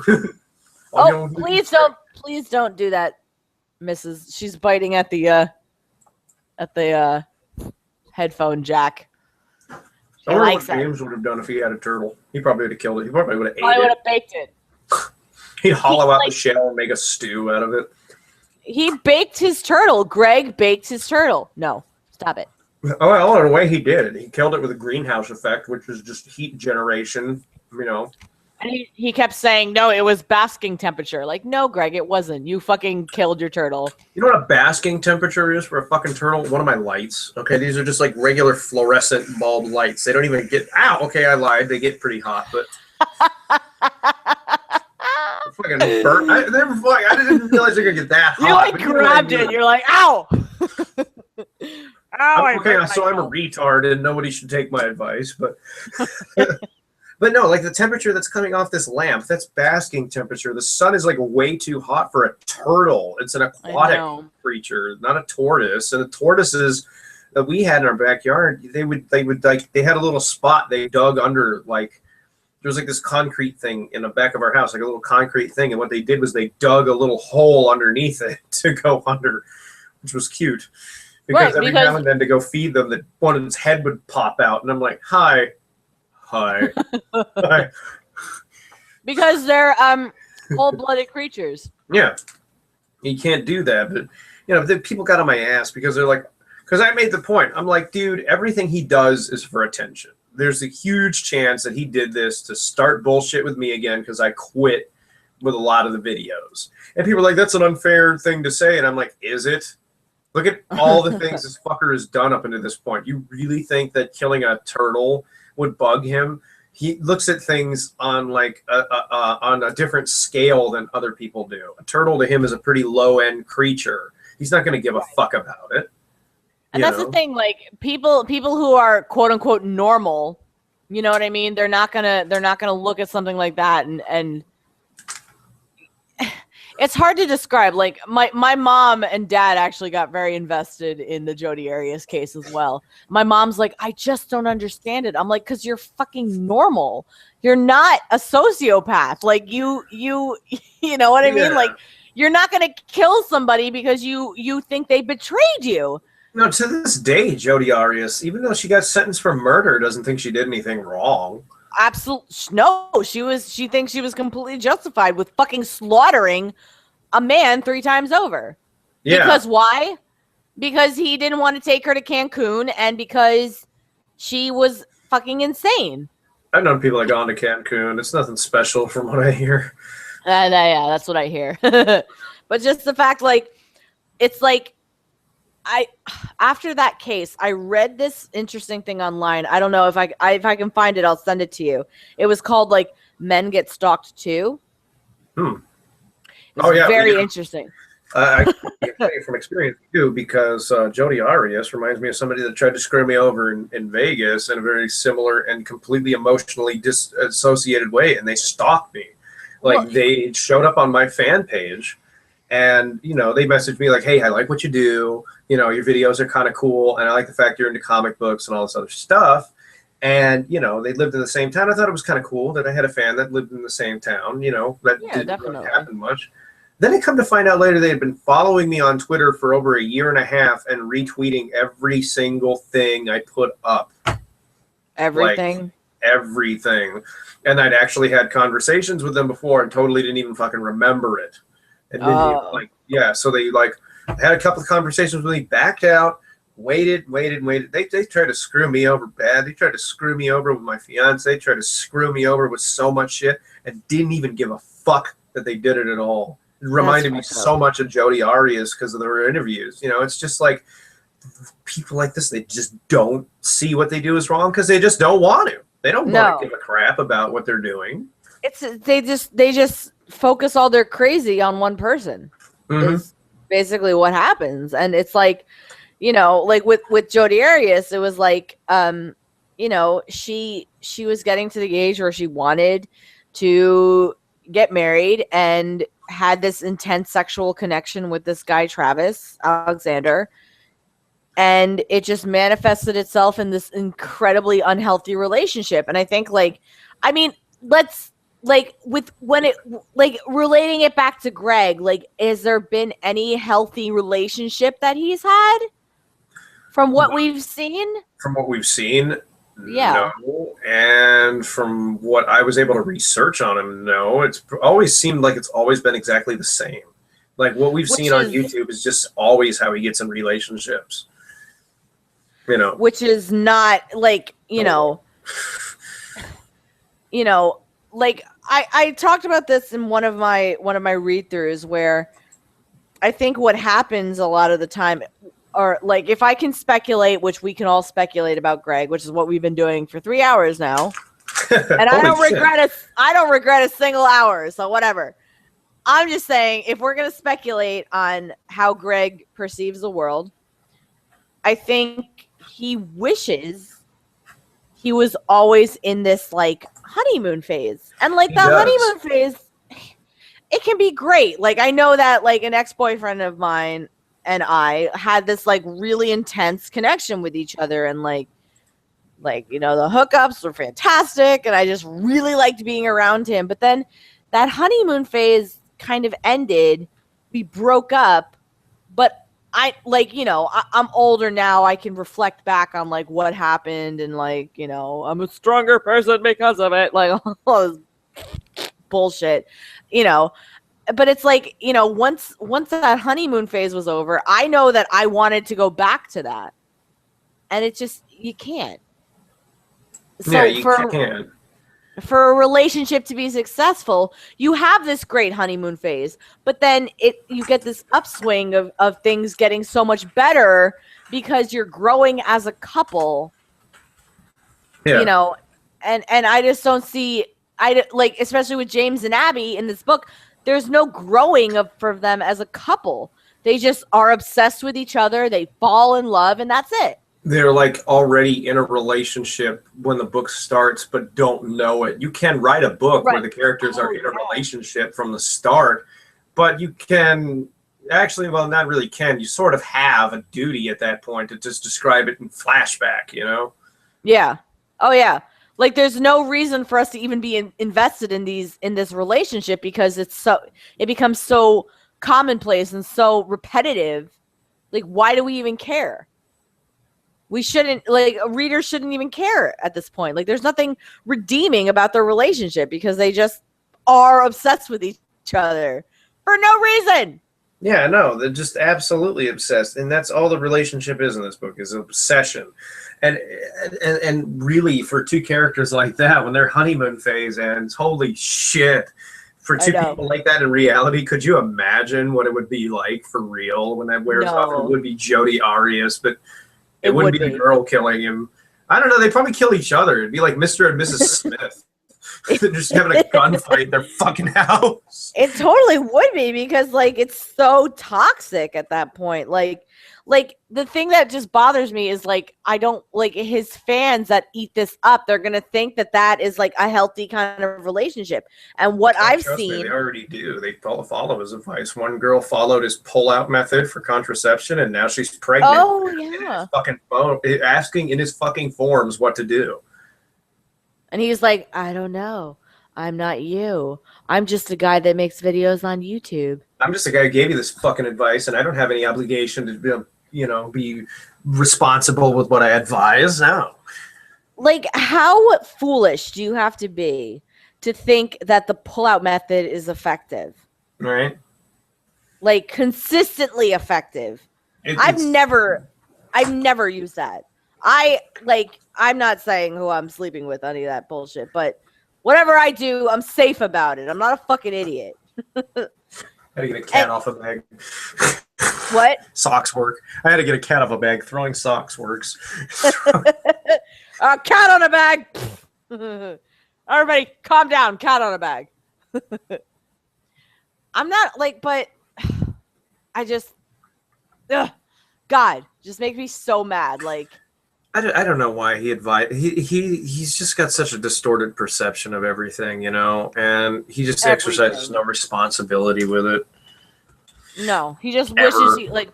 But the honeymoon phase thing makes so much fucking sense. It really does. Yeah. You can't have a relationship that lasts in that forever.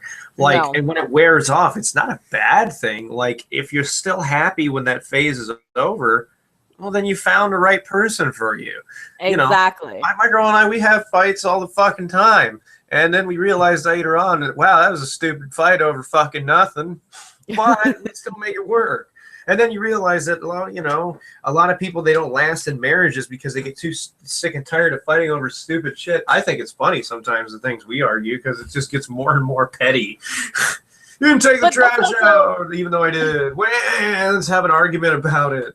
It's like I said yesterday with Louis C.K. Then we're having a fight about this fucking kid who's standing right here that we're pretending we can't see. That's true. But it's also like, I remember one time Lainey was like, "Oh, Greg and I never fight," and it's like that is not healthy. Like, obviously, you don't want to have physical fights. You don't want to have fights every day. No. But couples fight, and it's about stupid shit because they spend so much time together. Like I was in college and I lived with people, in the same room. And they were my friends, and I liked them. But some of the shit that they would do would just piss me off because you're around people so much. Familiarity breeds contempt. Exactly. That's what my grandpa used to say, and it's fucking true. And it's absolutely true. And if you don't have that kind of, like, you're pissing me off, stop it. Like, if you get over it. Like, it's all bullshit because it's just stupid stuff that it's like, you get over it. Mm-hmm. But the fact that you brag about never being in a fight, it is to me a huge red flag because somebody is bending to a degree where it's not healthy. No, you can't just always. Well, the thing is, it's a healthy balance. If you always fight in a relationship, then you're just with somebody who's an argumentative cunt, and you need to get away.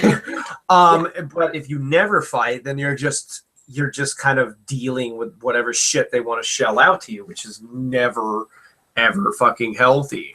And I mean, I've had problems in relationships where I would do shit to people that was unfair, and vice versa. And it took me a long time to realize, where I need to modify my own fucking behavior and, compromise with people and shit. He's never done that. No, because he always thinks he's right. Yeah, he's never wanted to compromise, and I could tell this is why his relationships are, because he's never probably compromised with fucking anyone. Ever. It's just like, you're going to do shit my way and fuck you. That's what he told my friend AJ. He's like, you know what? You're going to do things my way and fuck you. That's why I'm going to call you up on Skype every night and have a problem with every goddamn thing you do. Like, you like to drink? Fuck you. I don't want you to drink. You like to have a cigarette every now and then? Ew, that's disgusting. I'm going to guilt you to feel bad about smoking. You can't do that to somebody and expect them to be with you. Of course. Because obviously AJ is a strong enough person to be like, I'm not going to put up with that bullshit. Mm. And she got out of it. She didn't have to put up with this 4-inch hooded half hot dog. Oh, like only briefly she did. Yeah. That's enough for a lifetime. Yeah, the power of Christ compels you to get that shit out of there. But, it's like, but somebody like Lainey who is young, and that's why he preys on younger girls. Like, Lainey didn't know any fucking better. Well, maybe. Well, he tried to a degree. I'm sure she did watch or listen to some of the stuff that these people said, but the thing that really bugs me about her, she just disregarded it. She didn't give a fuck. Like, her friends brought up to her stuff that people had said, and she basically told them to go piss off, really. And she just didn't give a shit. No. Because, if you're obsessed with somebody enough, you kind of, look past all that shit. Yeah. I just remember, I can only speak for myself. I know that, one of my ex-boyfriends, the same guy I talked about before, I did have a very strong connection with him, and I wanted to be back with him. for a long time. I wasted a lot of time on him. And, you know, there was a lot of red flags that I can see now, but, like, I ignored him because, like, I wanted to be with him, you know? Mhm. But now in retrospect, you look back on it, it's like, dude, I should have seen that from a mile away. Yeah, but you grow and you learn. Yeah, I've been in that position. Like the first person that I ever moved in with, and I ever like lived in with. Yeah, You lived in. Well, you know, I mean, I was on Hoth, and it was cold. Okay, I was on Hoth. It was cold. I hollowed him out. I needed a shelter. No, I lived with the first shelter. The first person I ever really moved in with and lived with. I was dating, and that was a nightmare.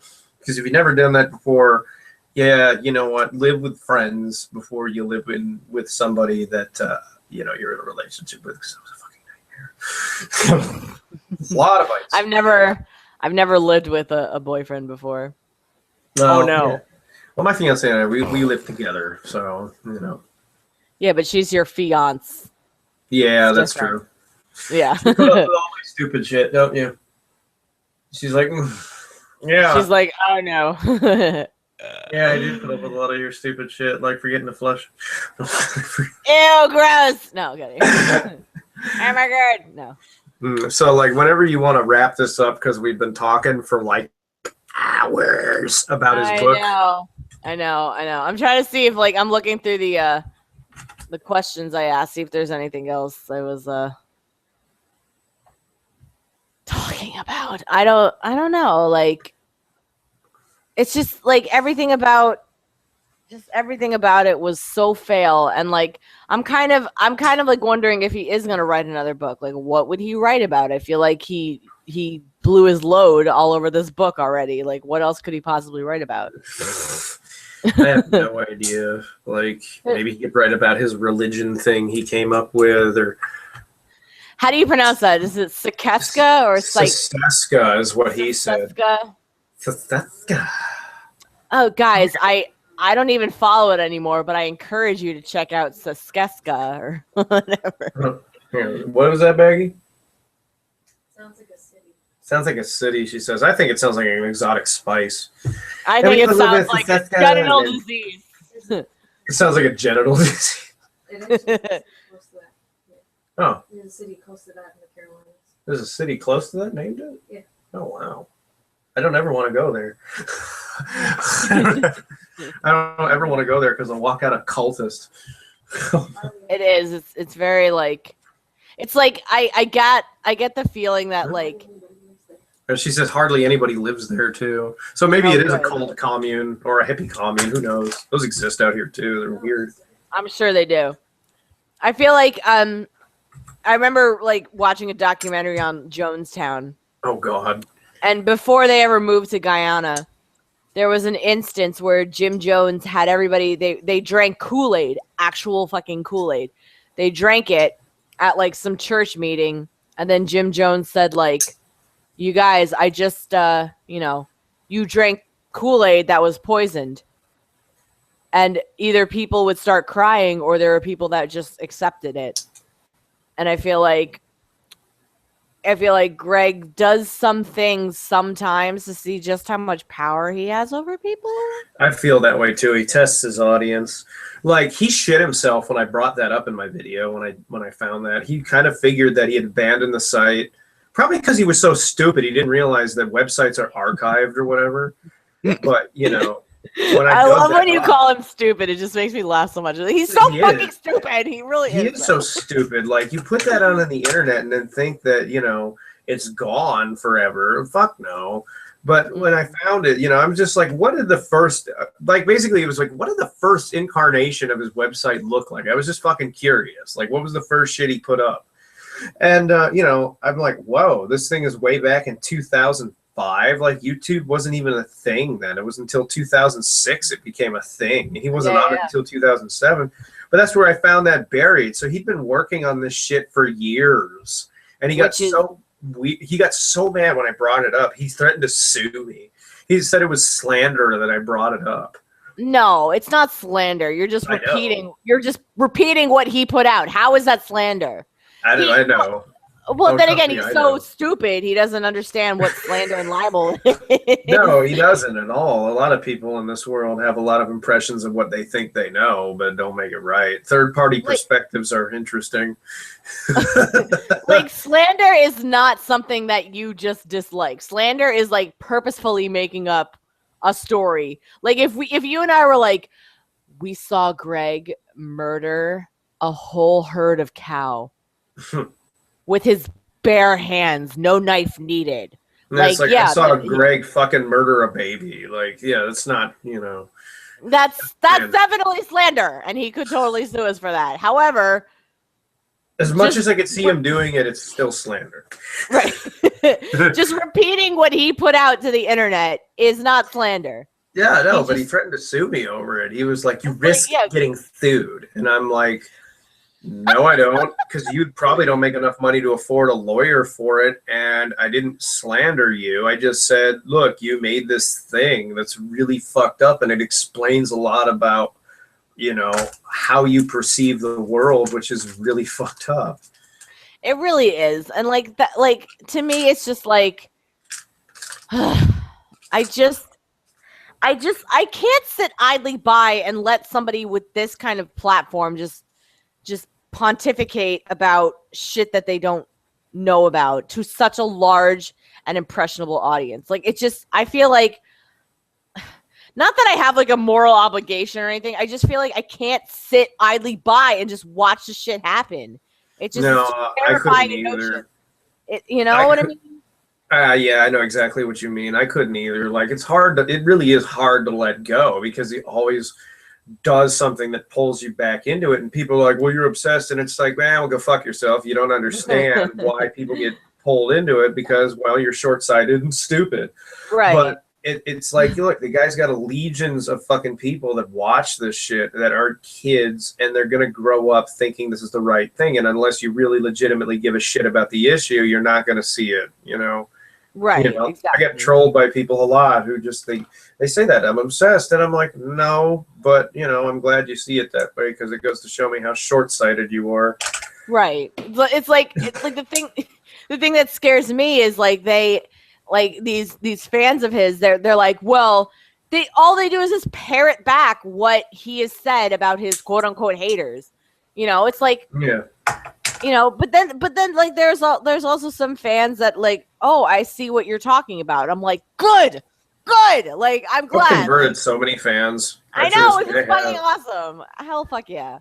Yeah, like a lot of people, they usually like, I used to be a huge fan of him, and now I'm not anymore. And I'm like, good. I'm glad you managed to get an open mind. Exactly. Like, as long as you can pull people away from this like deeply toxic viewpoint of the world that he puts out on the internet, I don't see anything he does as positive. I don't see anything except his like directly positive. There's indirect positives, aka him inspiring everybody else to write.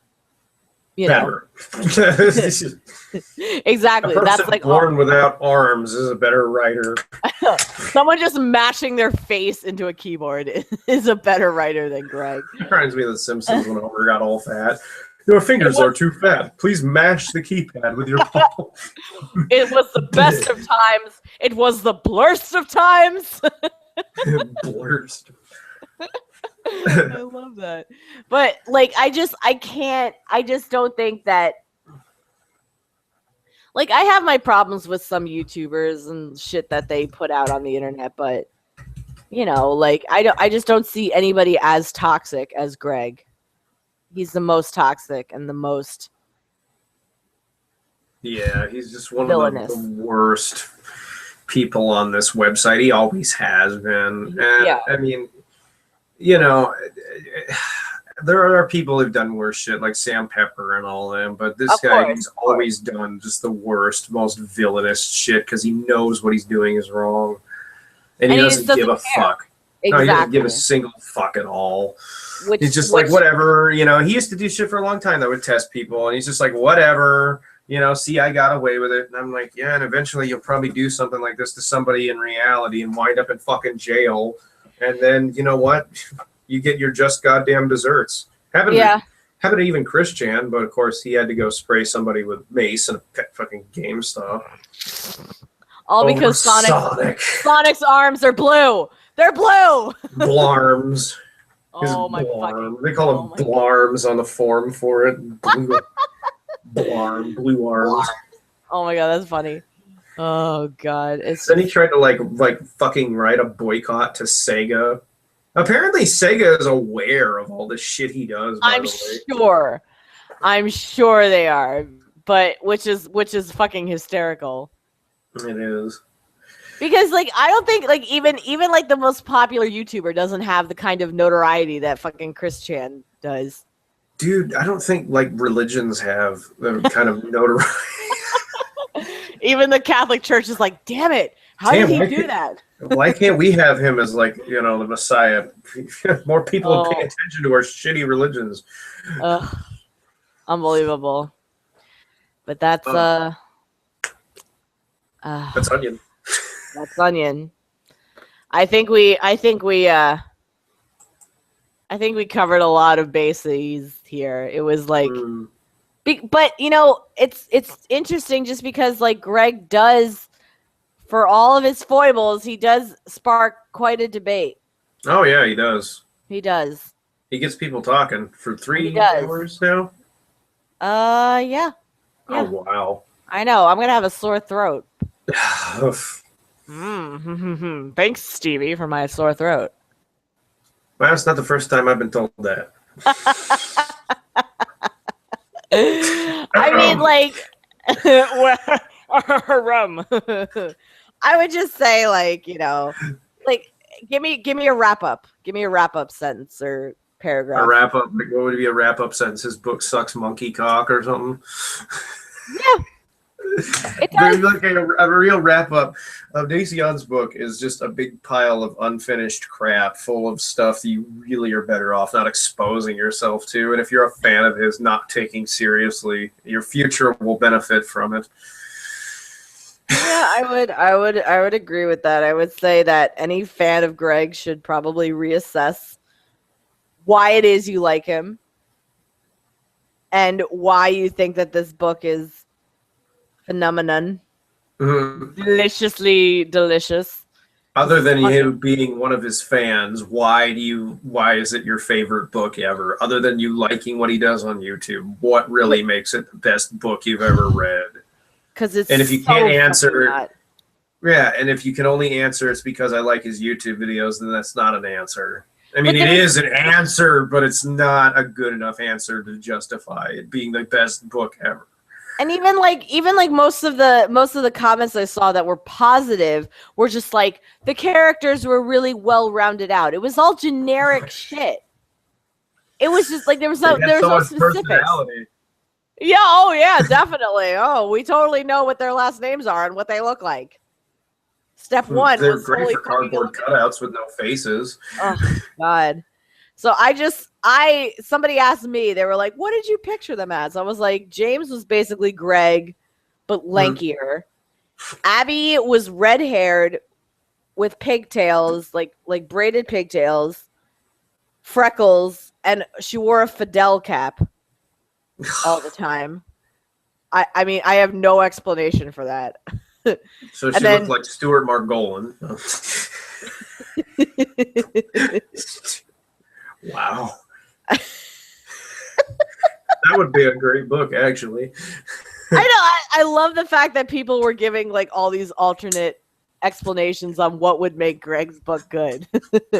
like the girl that made that Tumblr Stones to Abbigale, where she analyzed every single chapter, which was amazing. She was like, I want to read a story about Davis being fucking angry that his best friend is falling in love with a cardboard cutout of a girl. Yeah, it pretty much is. Come here, Sadie. Oh, Mrs. She's so cute. She's a nice lady. She's so fat, though. Oh, Stevie went away. Stevie went away.